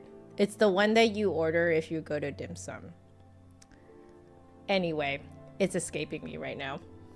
That would be great, thanks. Paimon's gonna take you up on that. Fill it up nice and full, and make sure she gets a few extra shrimp. Thanks! Everyone picks up their chopsticks and begins to dig in. Each dish tastes exquisite and is uniquely flavorful. You slowly start to relax as you enjoy pleasant conversation over a satisfying meal. This goes on until even Paimon can't eat another bite. Accurate.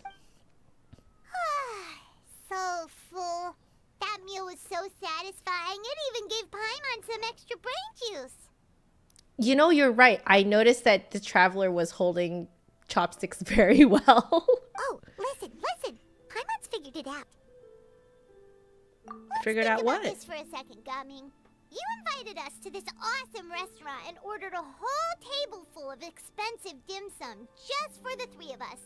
Well, you must be hiding the fact that you're some young master from a rich family.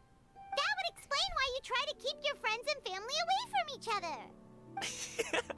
Are you confusing me with Xingqiu? That's true. Xingqiu is like that. Huh? You know Xingqiu? You sure know a lot of people.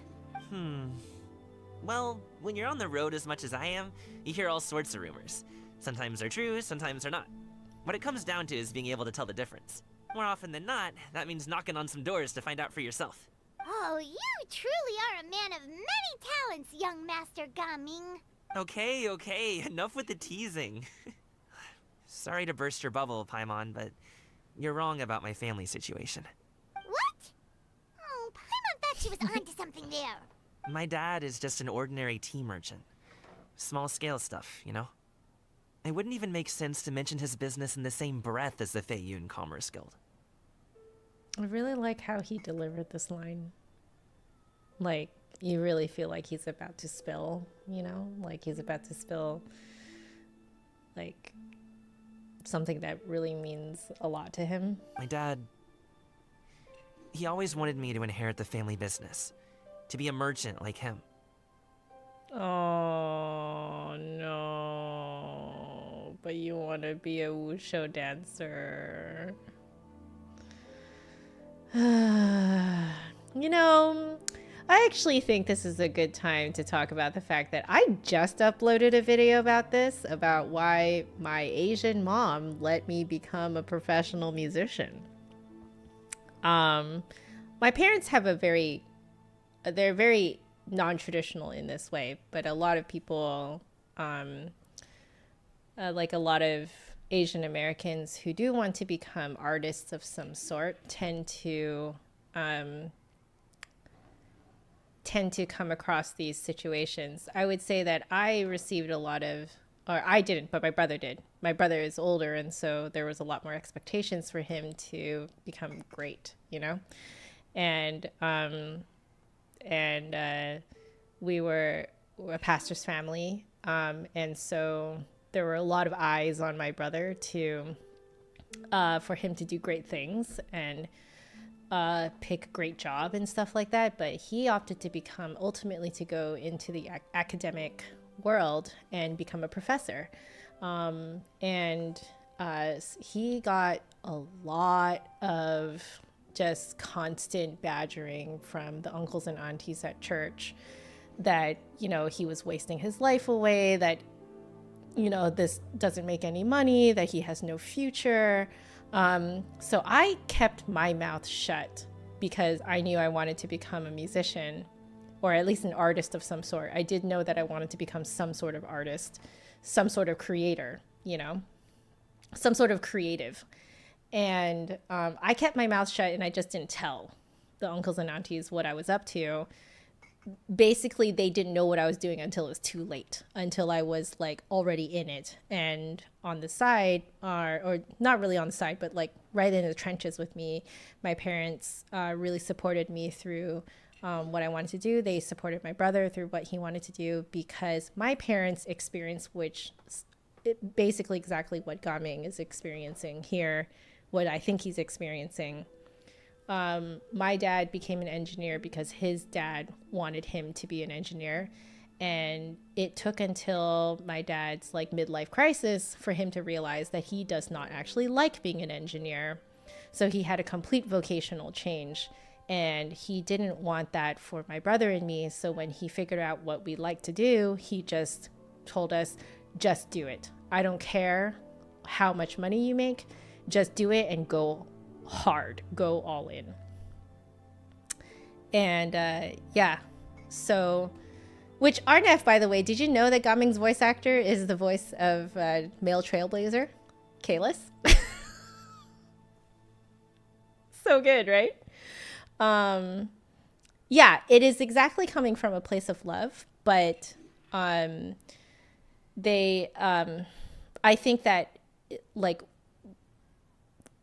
withholding someone or like holding someone from doing what they really love though can really break a person. And I think it's if anything, it's like a misplaced love.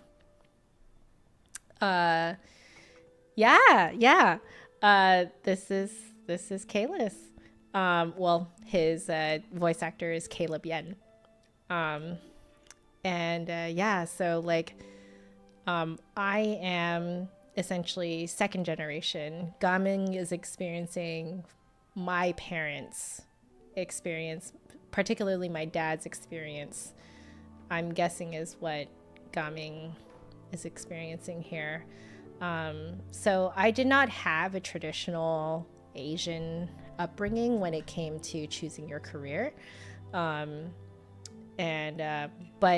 I do, and I did still feel the pressure to deliver, to do big things, to make money, to be successful, from sort of my general church community. Definitely felt that pressure. So I feel this pretty hard, but I think my dad in particular actually experienced this. Anyway, we keep going.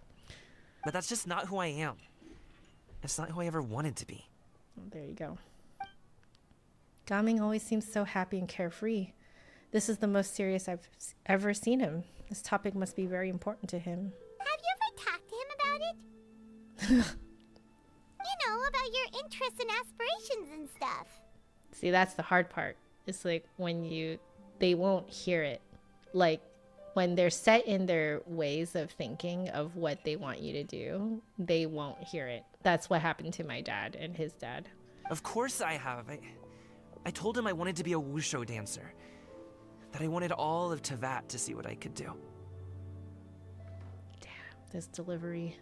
According to my dad, though, that wasn't a real job. Just a child's pipe dream. That's too real, man. Oh, that's terrible. I'm sure he thought I would come around eventually, but wushu dancing has always been the only thing I wanted to do. One day, he tried to get me to visit some other tea merchants to start building the right relationships, but I refused to go.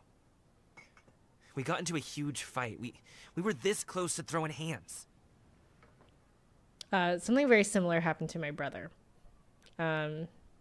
People were trying to get him connections to, I don't know, just the one I remember is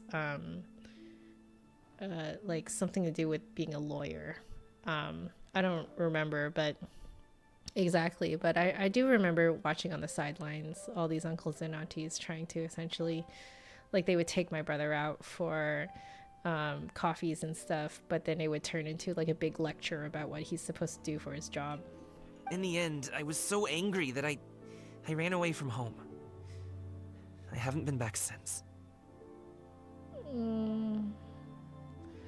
Is this a reconciliation story? Don't get on my case just yet, okay? It's not like I think I'm completely without fault. No. I know that it wasn't the right way to go about things. But my dad's stubborn. No matter how hard I tried to convince him, it just went in one ear and out the other. There was no changing his mind. See? I knew talking would only get me so far, but if I made it big in Liyue Harbor, the results could speak for themselves. This is exactly the reason why I told no one at church about me going into music school until I was already in, and then they couldn't question me anymore. And I told no one at church that I started making videos on YouTube. I told no one. Told absolutely no one, because like essentially this is what I was going for. I was going for like, If it's successful, then they'll see it for themselves. If it's not successful, they don't ever have to hear about it. That's how I went about it. Gaming. But I'm sure you both already know how that's going. Wushu dancing's just not that big in Liyue Harbor. Oh my gosh, his delivery is so crushing. In the past, I would go door to door from store to store, asking if they would be interested in hiring a performer. Most times, I wound up eating nothing but humble pie. And you can't just rely on dreams to put food on the table, right? So, I found a job as a guard to make some money. And now I have enough to get by and then some. Gotta get a job to support your true love. Still, change takes time. Gotta take it slow, you know?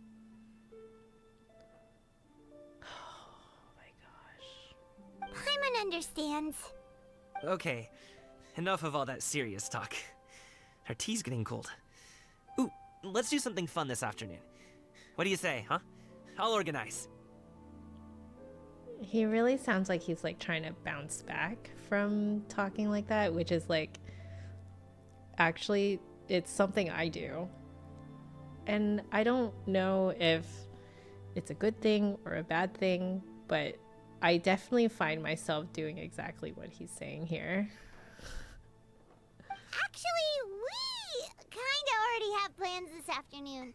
We told Xianyun that we would go to her kite-making workshop. Oh? Are you interested in kite-making, Gaming? Oh, no. It's just that I happen to know Auntie Xianyun. Auntie, see?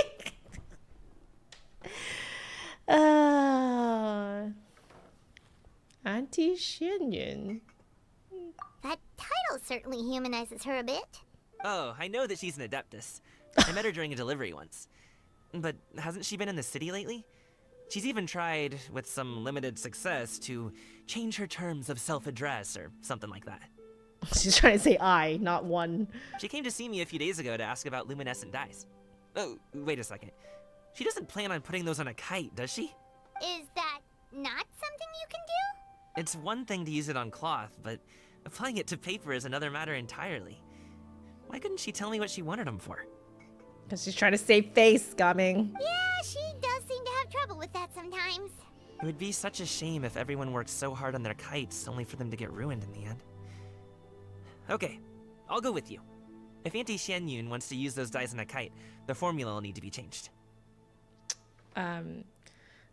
It just occurred to me that her trying to save face and stuff like that, and then not really telling people what she's doing with stuff and stuff like that. There's actually a term for this. It's called the type of communication, which is called high context communication.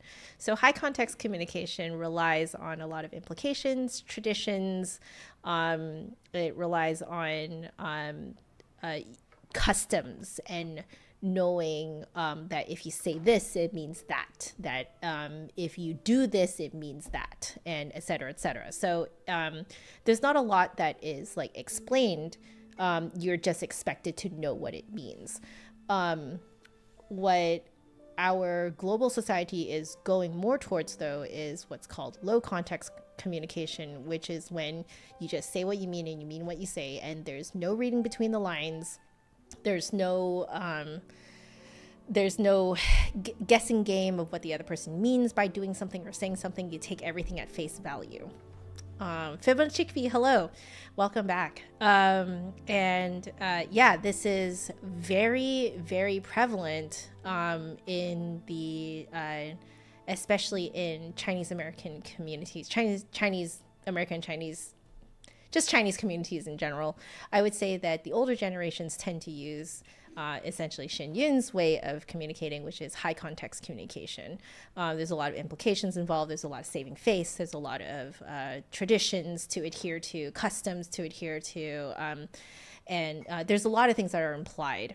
Whereas my generation and younger, we tend to gear more towards low context communication, and so we get confused as all heck when we run into customs and traditions that we're not used to and that no one has ever explained to us.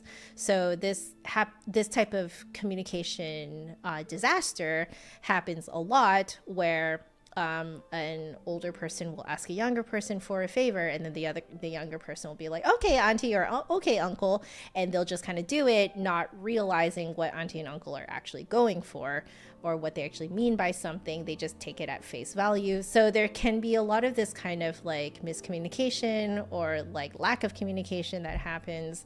It happens a lot in Chinese communities, especially in North America, at least in the places that I have lived. This happens a lot. It sounds like a typical Asian office setting. Yes, I would say yes. So this is something that I've just really noticed over the years. I've noticed it in my own family. And I think being able to put into words these types of communications has made at least my life a lot easier, because now I can sort of switch. So like if I can detect that someone is using high context communication, I can switch to that, or I can ask for clarification on things and not take things at face value. And then if I'm meeting someone who I can tell is speaking in low context communication, then it is easier also for me to just switch. So I tend to be, essentially I believe this is called code switching. You can switch between two different ways of communication. And it's a great skill to have, it, so that you can sort of like bridge the gap between generations. But it is difficult. It is difficult because you run into a lot of these types of very awkward situations. So anyway, we'll keep going. Great! The more the merrier! Oh, we just started part 2. Oh dear. Okay, we got to keep going, guys.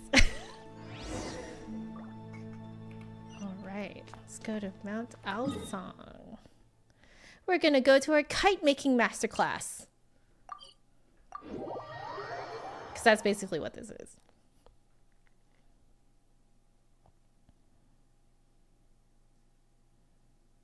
All right, let's go.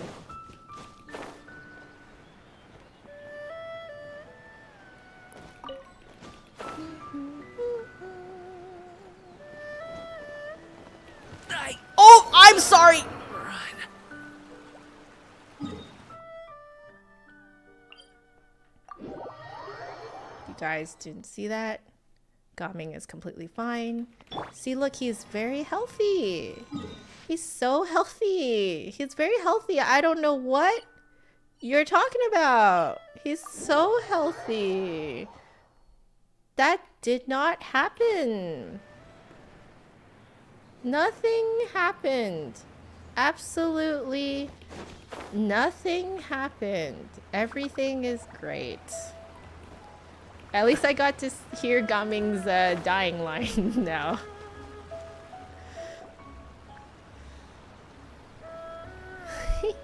So Ganyu! Ganyu!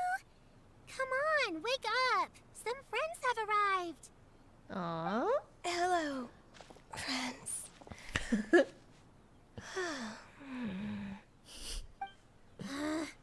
Ganyu! Oh, I have some mint oil. Perhaps we should try that. You want Yao Yao's bunny? I would love Yao Yao's bunny as a plushie. You see, one of my friends got me a this is the Klee bomb. What's his name?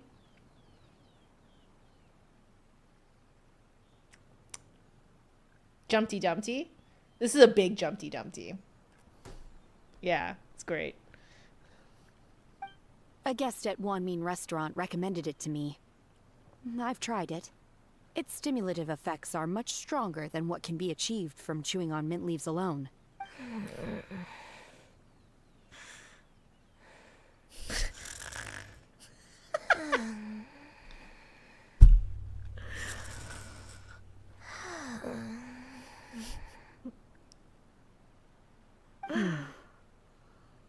Apologies in advance.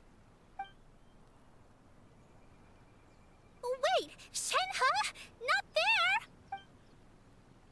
You see Shenhe take out a small green bottle, extract some minty smelling liquid, and apply it to Ganyu's horns. Yaya and Paimon look on in shock, mouths agape, but cannot stop her in time. See? It worked. She's awake. Are you okay, Ganyu? Do you need some water? Or maybe something to eat? I'm fine. I just feel chilly all over. That was a good shiver. Yeah, Yugui, unlimited food source, unlimited radishes, all the radishes. And Yugui is so cute. Huh. Was it that effective? Chilly, huh? Master always says a cool head leads to a calm heart. So, does this mean that heat's what we need to help you, Ganyu? Oh, does she need to eat hay food? Just like warm air food, because that's a Chinese thing, that some foods are warm and then other foods are cooling. Nicholas, hello, welcome back. Einstein, hello, welcome back. How are you guys doing? Paimon doesn't think that's what the expression means exactly. I feel a bit better now. Was I asleep? Must have been around the time I usually take my midday nap. Did you not sleep last night? That does seem to happen to you often. Perhaps you should come work at Wanmin Restaurant with me. We get off at 10 on the dot every night without fail. I could never. I'm sorry. I seem to have missed your name. You are... Me? My name is Gaming. I work as a guard for the Secure Transport Agency. Gaming. The name sounds familiar. I believe I've heard your name mentioned around the Ministry of Civil Affairs. I still love this theme. It's so beautiful. People tell me you're an extremely enthusiastic worker, and you are very generous with your help. Well, you know me. Or, I guess you don't. My name is Ganyu. This is Shenhe, and this is Yao Yao. So cute! It's an honor to finally meet you all. Oh, you must be here for Auntie Xianyun's kite-making workshop, right? Yes. I have neither made nor flown a kite before. As long as Master is willing to teach, I am willing to learn. Me too! I want to participate in the kite flying competition with my best friend! Plus, it's more meaningful if you make the kite yourself, right? Your best friend didn't come with you? Well, Chi-Chi's been super busy helping Dr. Baiju lately. I'll meet up with her later and give her a huge surprise. They're best friends? That's so cute! Chi-Chi is another tiny girl, a zombie girl. And she's like really sleepy. She's so cute. That's so cute. I didn't know they were best friends. Oh, I also brought bandages and ointment with me today. It's easy to cut yourself when working with bamboo, so I thought I should come prepared. Wow, you're really thoughtful. As for myself, I'm afraid I lack some of my companion's enthusiasm. I was originally planning to buy a ready-made kite and just enjoy the festive city atmosphere with everyone. She's like, oh, I have to make one now because Mom says so. But Cloud Retainer is always going out of her way to look after her juniors, wanting us to have the best there is. She always puts us before herself. It was so thoughtful of her to arrange this workshop, so I simply couldn't let such consideration go to waste.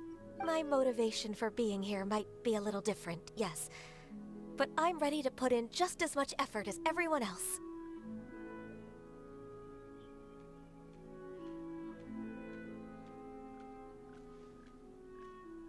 She writes Yao down in her diary? That's so cute. Well, we're all here, but where the heck is Xianyun? Shouldn't she be here by now? Who is it that speaks of oneself in such an ill-tempered tone? Oh, she was Shuyu? Oh, come on! You clearly heard Okay. Paimon. Okay, I think I met this kid. I saw this kid in Sarah Miller Cruz's stream. Master stopped to buy grilled tigerfish to share with everyone. Come get it while it's still warm. Oh, she's studying with Cloud Retainer now? Is that what it is? Okay, got it. Understand. Oh, Paimon, sorry, Miss Illuminated Bird. Paimon always knew you were the smartest, coolest, and prettiest Adeptus. Someone as wonderful as you is sure to have brought enough for Paimon as well, right? Look at the stars in her eyes. Cloud Retainer sets down her bags while Shuyu hands out the grilled fish. As everyone begins to talk, lively conversation fills the usually tranquil environment of Mount Aosong. So delicious. Paimon's life is complete. It appears that we've ended up with quite a few participants indeed. Go ahead and divide yourselves into small groups. The materials are over here. The regular dyes and luminescent ones have been clearly marked. Use them as you see fit. As for how to make the kite, one assumes you all made sure to listen to the instructions one provided while we were eating. Yes? Are there any questions? Paimon may have focused a little too hard on the eating and less on the listening. I'll be the one making it anyway. Paimon knew she could count on you, Traveler. One will wait under this tree and avail oneself of the cool air while one digests. Do not hesitate to seek one's company if you have any trouble, questions, or simply want to chat. We're not in any hurry to get started. Why don't we go see what the others are up to? Paimon is in mood. Alright, Gaming. Hey, Gaming, want to team up? Huh? Wait, I have to participate? I thought I'd be done for the day after adjusting the dye formula. Oh, he just adjusted it. Okay. You're that unenthused by kite making, huh? That doesn't seem like you. No, it's not that. It's just... it would take too long to explain. I guess I'll just make one then. Oh, I wonder what the reason is. What shape should we go with? How about a butterfly? The butterfly symbolizes the desire for freedom. Perhaps that's also what Gaming's searching for. What do you think, Shuyu? Is there a particular design you want? I want a swanee. That might be a little hard to pull off. True, but I still want to try. They're super cute. Okay, it's decided then. Shuyu's outfit is so freaking cute. Aw, they're cute. Gaming, can I do the coloring? Sure. I'll go ahead and make the frame for you. Aww. Aww. Auntie Cloud Retainer, look! Am I doing it right? Very good. Your frame is nice and sturdy. This design, is it a finch? Yep. Cute. One is looking forward to seeing your finished product. What color are you going to make it, Yao Yao? I haven't decided yet. If I make it blue, it'll be more like my friends. But if I make it gold, it'll be more like me. If you are asking for one's own opinion, one would advise choosing gold. When giving a gift, the key consideration is the recipient's feelings, is it not? One imagines your friend would much prefer a kite that reminds them of you. Oh, hey, I never told you the kite was for Chi-Chi. How did you know? With age comes wisdom, child. One simply has a way of knowing things. Oh my god, this is such an auntie thing to say. Oh, cool. Thanks, Auntie Cloud Retainer. I'm gonna start painting it gold right now. Good. One will watch. You two seem strangely unoccupied. One was under the impression that one was supposed to be doing the relaxing.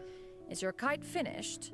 We actually haven't started yet, but we're going to start, right now. That was super cute. Wait, I want to hear their dialogue. Once I get better at making kites, I'm going to make one shaped like Uruguay. You gave him to me, and he's just the best. Oh! One is pleased that you like the gift. She gifted Uruguay to her. Well, that's some Yugui lore that I did not know. Shenhe, it would be great if you could refrain from putting things on my horns from now on. They're really quite sensitive. I see. My apologies. I shall remember that in the future. Thank you. No harm done. Good. Could I touch them just once more, though? No oil or anything this time. I've just always wondered what Miss Ganyu's horns feel like. Huh? Please, I told you. Just call me Ganyu. Well, alright. Just be gentle. Firm to the touch with no discernible temperature. Oh, not unlike certain medicinal plants I've eaten before. Oh my god. Oh, still, Ganyu appears to be shaking like a cat whose whiskers have just been touched. I should stop. I believe Shenhe is, because I believe she was featured in the last Lantern Rite, and the story there seemed to really highlight, at least to me, it seemed to just be a wonderful, sweet story about someone who seems to be on the spectrum.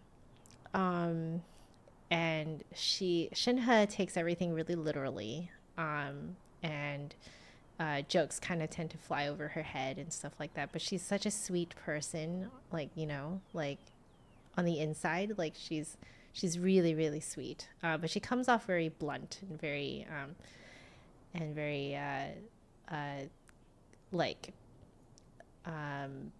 kind of harsh, actually, to a lot of people.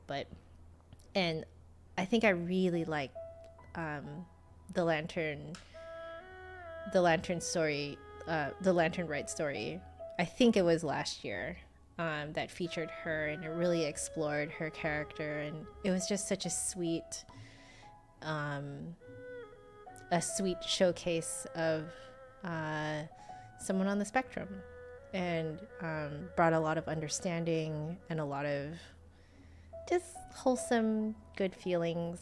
And I like that they keep exploring this character here too, and they really explore how you can make friends with them, how you can make them feel loved, how they seek love, you know, stuff like that. Like other people, for example, would not ask to like touch Ganyu's horns, for example, but Shenhe, as you can tell from her lines here, she really just, you know, naturally, she's just actually just legitimately just full on curious, you know, and has no ulterior motives or anything like that.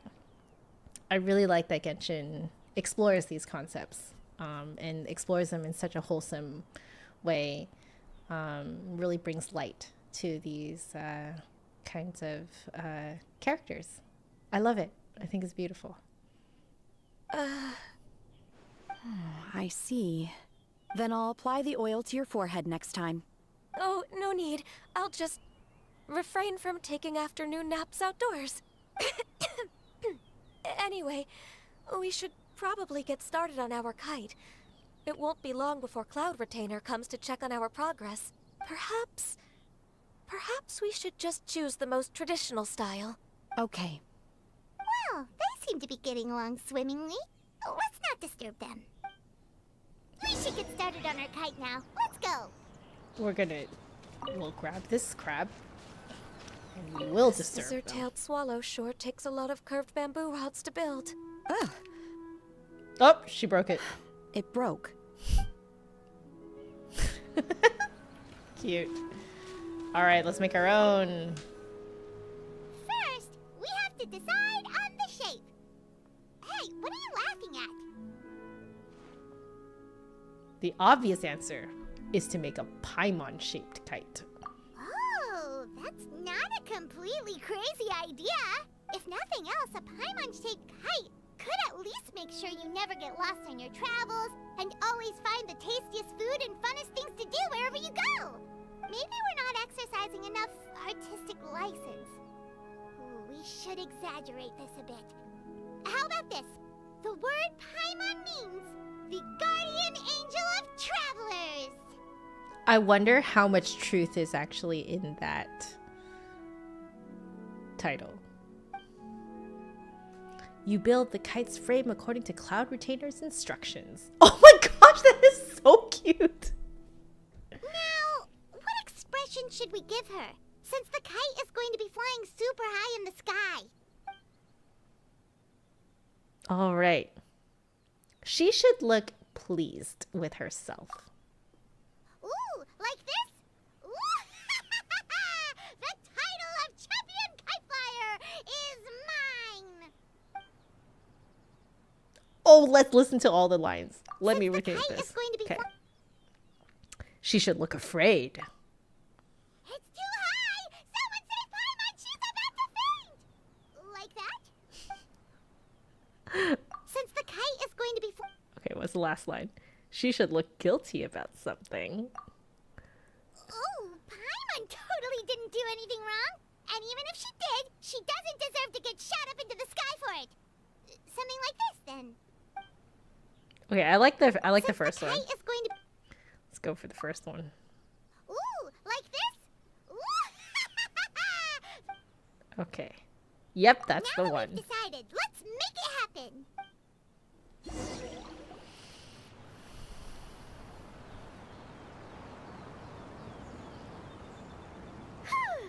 It's done! Paimon has to say. Kite Paimon might even rival real Paimon in terms of cuteness. Now we just have to attach the string, right? All right, gather around, everyone. Oh, Shenyun's calling us.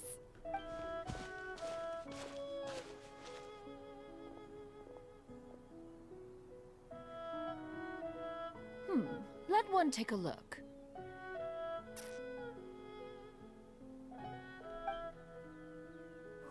Oh! Ganyu and Shenhe made a scissor-tailed swallow. It's so pretty.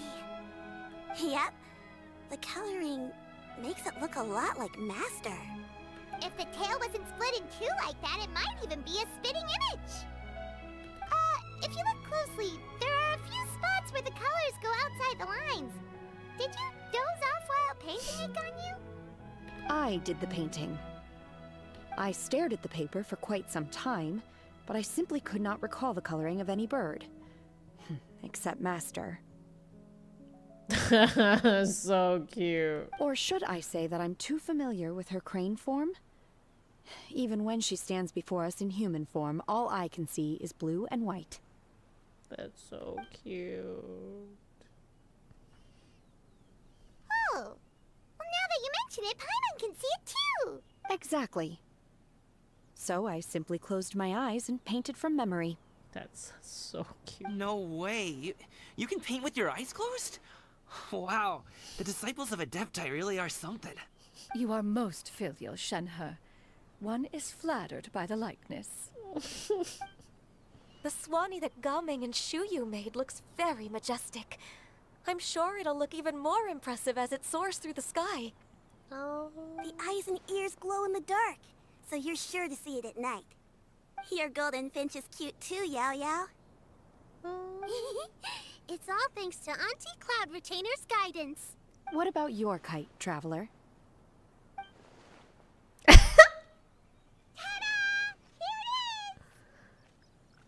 So cute!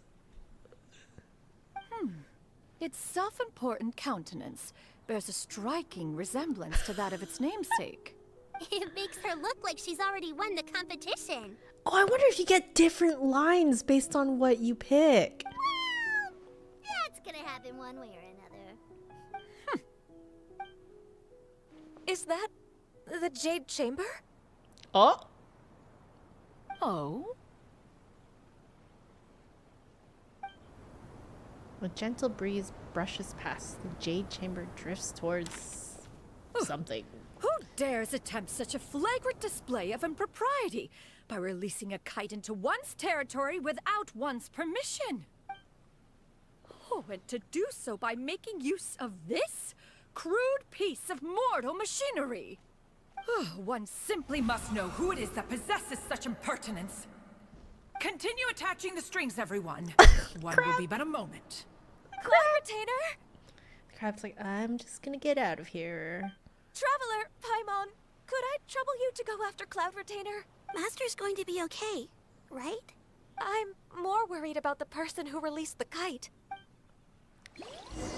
There's wind up ahead! Looks like we can glide over! Where's the crab? Where's the crab? Where's the crab? I lost the crab, guys. Alright. Let's go! Let's go!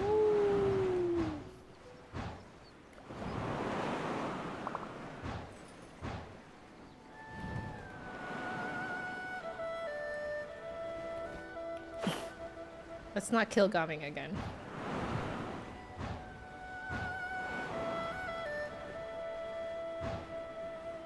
It's right there!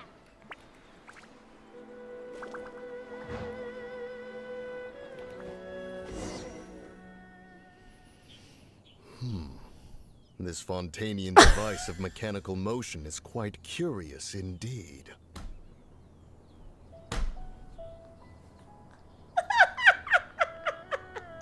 I should have seen this coming! It's the old fossils! Now is hardly an opportune time for your musings. Someone among us was not sufficiently attentive, and now the kite has vanished. Calm yourself.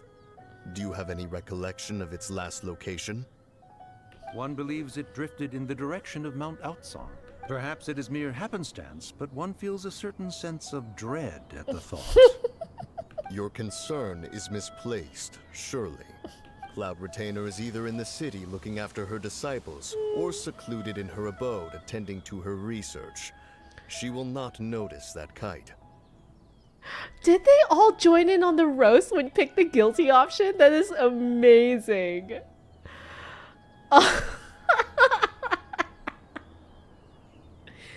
On the subject of said kite, however, one simply must remark on the genius of its windless lift technology.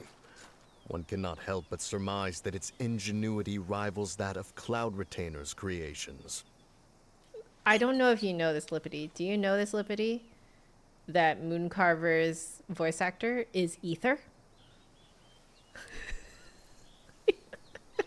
And he's not using a voice, like a voice changer to sound like this. Like, this is him actually just doing it with his own real voice. Like, he can make it go that... Yeah, this is Ether. Yeah, so in English, this is Ether. Zach Aguilar. It's amazing. He does it on stream sometimes. He'll just switch to this voice, and it is the most disconcerting thing in the world. Still thy tongue. If Cloud Retainer were to hear you profess such a thing, we can both say farewell to any further use of the Supreme Cuisine Machine. Which we built in, I believe, a different Lantern Rite. One presumes that this kite belongs to you. Huh? Regard the situation with which we are now confronted. This is all your fault. They can talk to each other in each other's minds? One's fault. One seems to recall that releasing the kite was no solitary endeavor. Say something, Mountain Shaper. Surely you can think of something to appease her. Further explanation shall only fan the flames of her wrath. It would be better to stay silent and retire at the earliest opportunity. The music is perfect.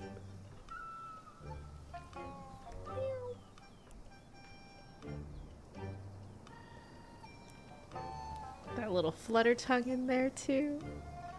We can hardly avoid her forever. That may suffice during Lantern Rite. But what about the Moon Chase Festival? Sooner or later, she will discover our true identity. Hello? Go retrieve the kite. Absolutely not. You retrieve it. This is amazing. That is not our kite. Oh, so an adeptus such as oneself is mistaken then? Ah, you're an adeptus? Please forgive us for any impropriety. They're pretending. There's no way that Cloud Retainer does not know who they are. I truly possess no inkling of who could have released a kite into your esteemed domain. And pray, who could be responsible for such wanton behavior? They're definitely uncles. This is exactly how uncles, like, act. And this is exactly how an auntie acts. Verily, verily, we were but delighting in the surrounding scenery. This locale is home to such exquisite... mint! Well, and if that's all, then we'll just be on our way. We finally caught up. You sure do fly fast in your illuminated bird form, Xinyan. Mooncarver? Mountain sheeper? Oh no! What are you doing here? We blew their cover! You! She... Okay, now Paimon's getting a weird vibe. Did she say something wrong? It is of no consequence. Long has one seen through their disguises. One was simply curious as to how long they would keep up the act. Yeah, there's no way she would not see through them. Then you are not angry? How could one feel anger at the sight of two old friends enjoying themselves? One is also well aware of how enticing these city novelties can be. We were simply consumed by a fit of festive spirit. Seldom do we get the opportunity to partake in the delights of the times. However, we are far from being as adept as you in matters that require a deftness of hand. No worthy kite could be born of our own making. Thus, we could only take the convenient route, so to speak. Your prowess in mechanics is unparalleled, Cloud Retainer. You wield the wind and waves themselves. Your singular talent stands unmatched across the land. Of this, we are well aware. One has guests to attend to. We will have to convene again some other time. Traveler, Paimon, do try to keep up.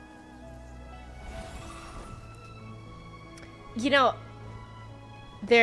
so the way that it's translated in English, I wonder if in the Chinese they end up just using like very formal Chinese, right?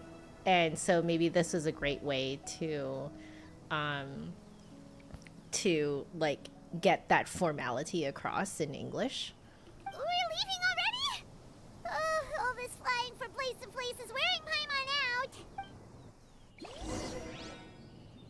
Oh, let's talk to them. It seems that one's concern was misplaced after all. Then, should we continue flying the kite? A splendid suggestion, but it would be advisable to change locations. Perhaps your mountain would suffice? It is more than spacious enough. A fine idea. A fine idea indeed. They're so cute. They're actually freaking adorable. I love them. Did I wish for Xianyun? No, I did not. I wanted to see if I could get a cheeky Xianyun. So I did pull until I pulled a 5-star, and the 5-star I pulled was Chi-Chi. Okay, let's not kill Gaming this time. No, wait, what am I talking about? I never killed Gaming. I don't know what I'm talking about.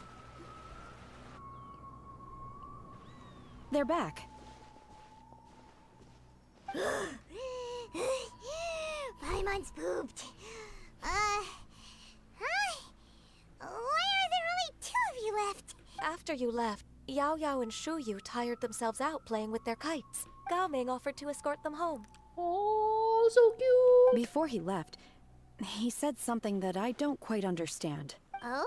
What did he say? He said, a kite is always tied down no matter how far it flies or how high it soars. Its tether prevents it from ever truly flying free. Gaming is a soft, sensitive boy.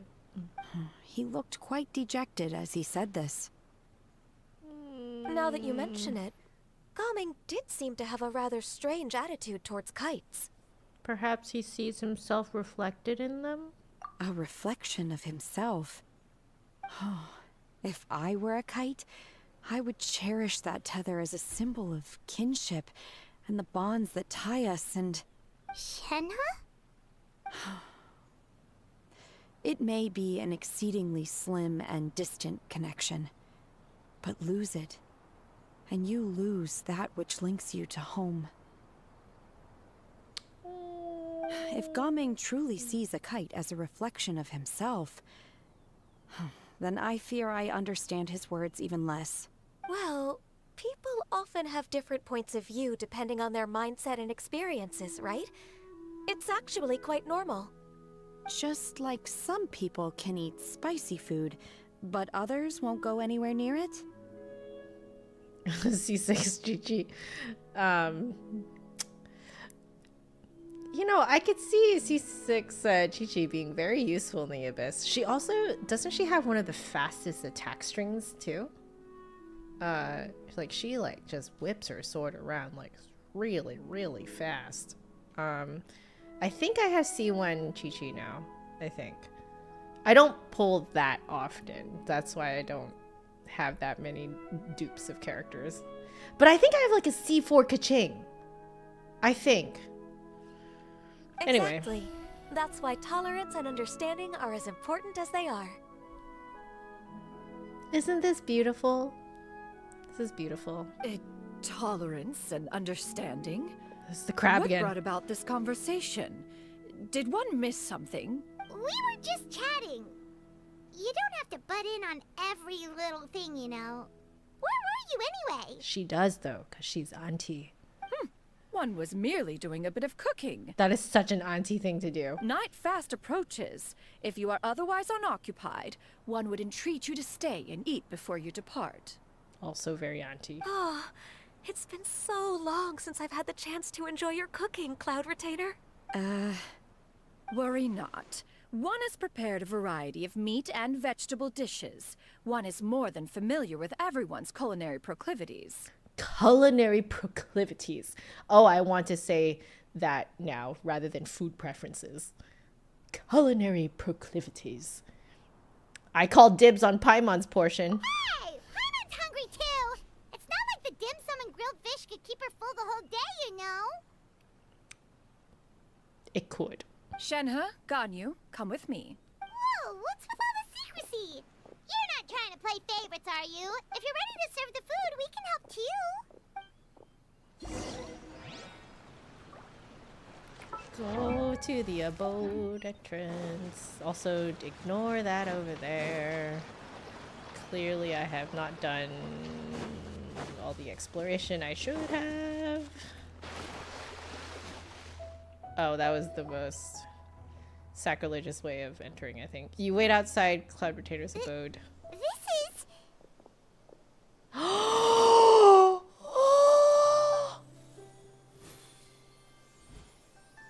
They're so pretty! I can feel the wind brushing against my legs. This is a bit embarrassing. Is the headpiece secure? I should have asked Cloud Retainer to check before I stepped outside. Oh, that's so pretty.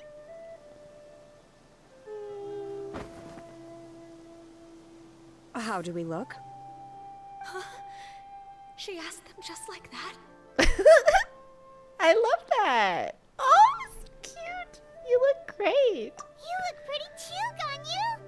Oh, how should Paimon put it? You both look so elegant and refined. Those outfits really suit you both. Given that one employed the services of the best tailor in all of Liyue, one would expect nothing less. So what colors have you been partial to lately, Shenhe and Ganyu? Lately? Why is Cloud Retainer suddenly asking about what colors we like? I like black. See? This is the high context communication thing. You know? The like you ask the kids for something, but you don't tell them what for. And the kids just take it at face value. Or they wonder what the heck is going on, like Ganyu. One is gratified to see one's disciple has inherited one's own tastes. The color black doesn't get dirty easily. A virtue I've come to value recently. And you, Ganyu? I favor blue and black. And the material is sufficiently comfortable, yes? Yes, very. I simply cannot thank you enough, Cloud Retainer, for this gift. And the kite, too. Thank you, Master. One They're is so content, as long as you are pleased with the gift. One hopes these garments will see much use. So you can, for those of you who do not play this game, these are skins, these are outfits that you can buy for these characters. I do not own either of these characters, so I'm not buying them. You sit down and enjoy a table full of delicious food. Seems like your supreme cuisine machine is just getting better and better, Xinyun. This golden crab's particularly good. The shell's deliciously crunchy, and the meat inside is so succulent and sweet. Paimon can't stop eating. It's a good thing Gaming isn't here, or Paimon would have to duel him for the food. You know, with chopsticks. You'd trounce him. He traveled all this way on account of the kite-making workshop, and he spent the whole afternoon looking after Shuyu. One was hoping to treat him to a meal.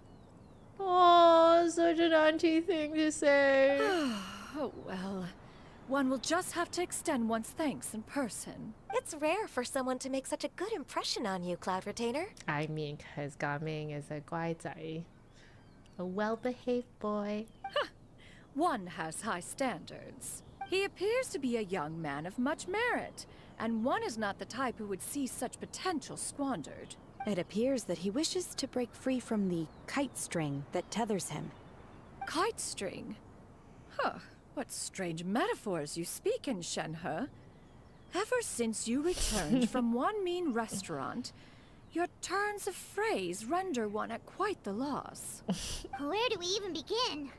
Oh, do you know about the conflict between Gaming and his dad, Xinyun? One has only heard that the two are not on good terms. He ran away from home and hasn't been back since. Oh? Ran away, you say? Huh. One believes we would all benefit from a more thorough retelling. Start from the beginning. Oh, okay. Paimon just hopes he won't mind. Paimon tells Cloud Retainer everything she knows about What? Gaming's family situation. This shall not do. Lantern Rite fast approaches. We must make haste. As one was contacting various tailors around Liyue, one could not help but be reminded of Menogius. Was that one of the Adepti that passed away? He possessed a singular talent for clothing design. He had an exquisite eye, not just for fabric selection and color pairing, but also for what accessories could best accentuate a garment's overall styling. At a gathering of Adepti, Bonanis once complained in secret to some of the ladies in attendance that the skirt Menogius made for her was too long and impractical, lamenting that it would only hinder her in battle. Right. These are Xiao's, essentially his brothers and sisters. However, when one asked Menogius his opinion, he remarked that the train of the skirt would serve to enhance her adeptal countenance by exemplifying a certain elegance. Menogius was that type of person. When it came to topics relating to garments and accessories, not even Rex Lapis could best his stubbornness. And later... one seems to have strayed off topic. One means to say that Lantern Rite should be a day of reunion. It is a time to address problems before they turn into regrets. Fate is fickle. The cruel reality of this world is that suffering and misfortune can befall any of us without design or reason. If there is a chance for young people to remain insulated from this reality, one should do one's utmost to make it so. That's nice and all, but... Do you have any ideas, Cloud Retainer? Perhaps adeptal arts could be of use. No. Mechanics, perhaps. One fails to see its use in a situation such as this. This is such a Chinese auntie thing to do, to like swoop in and like save the day. Like swoop in and help the kiddos, you know? Is there anything I can do to help? Combining our efforts is a fine idea indeed. Aha! One has an idea. How about this?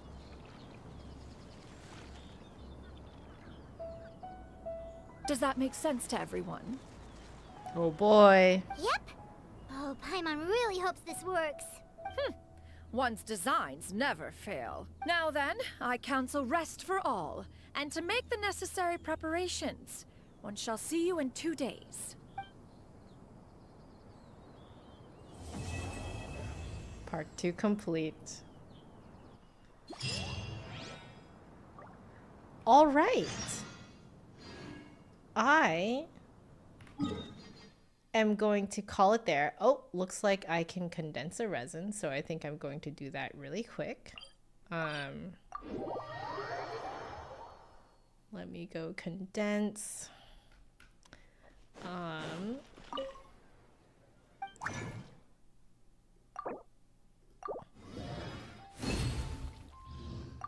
All right, so this is just to show the people who are here early in the stream who may want to see this after, like, you know, watch this afterwards.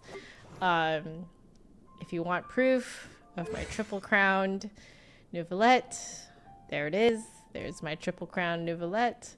And these are his stats. So he has, it's pretty okay. Like, I am not mad. With his crit rate, crit damage. Yeah, like, not bad, not bad. I still don't have the new artifact set on him because I can't, I'm still having trouble farming good ones for him. So currently I just have Wanderers, and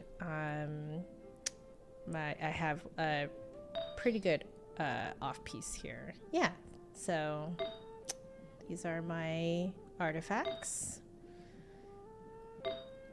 Just thought, for those of you guys who are interested, you guys can see what we're working with.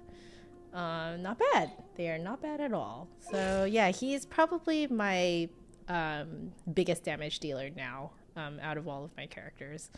And he's very fun to play and such a wonderful, soft, sensitive gentleman with a wonderful backbone. Very confident. But yeah, very sensitive. I like that type of guy. That's the type of guy my real life husband is, and I love it. Anyway, we are done now, so I am going to take my leave. I will be back streaming tomorrow, but that will be for my flute content. In terms of the more of this story, that will happen probably on Thursday evening. So I'm not going to prep a stream because I just don't exactly know when it's going to happen. So we'll wait and see. All right. So I will see you guys on well, I'll see you guys tomorrow but for those of you guys who are here just for the Genshin stuff, I will see you on Thursday. Thank you so much for joining. I hope you enjoyed my stories and just relating to Gaming. And yeah, I just hope that you guys are all paying attention to your loved ones. Spend time with the people who matter to you most. It really is worth it. So, they cut out the spoiler part. Oh, interesting. Interesting. So they cut out the spoiler. If you haven't done interest, I'm guessing it's a small part though, right? Like, it's not like a huge part of the story. I like that they did that. Anyway, yeah, I will see you guys tomorrow for flute stuff. Good night. Sleep tight. Take care of yourselves. And yeah, be awesome. All right. Good night. Bye-bye.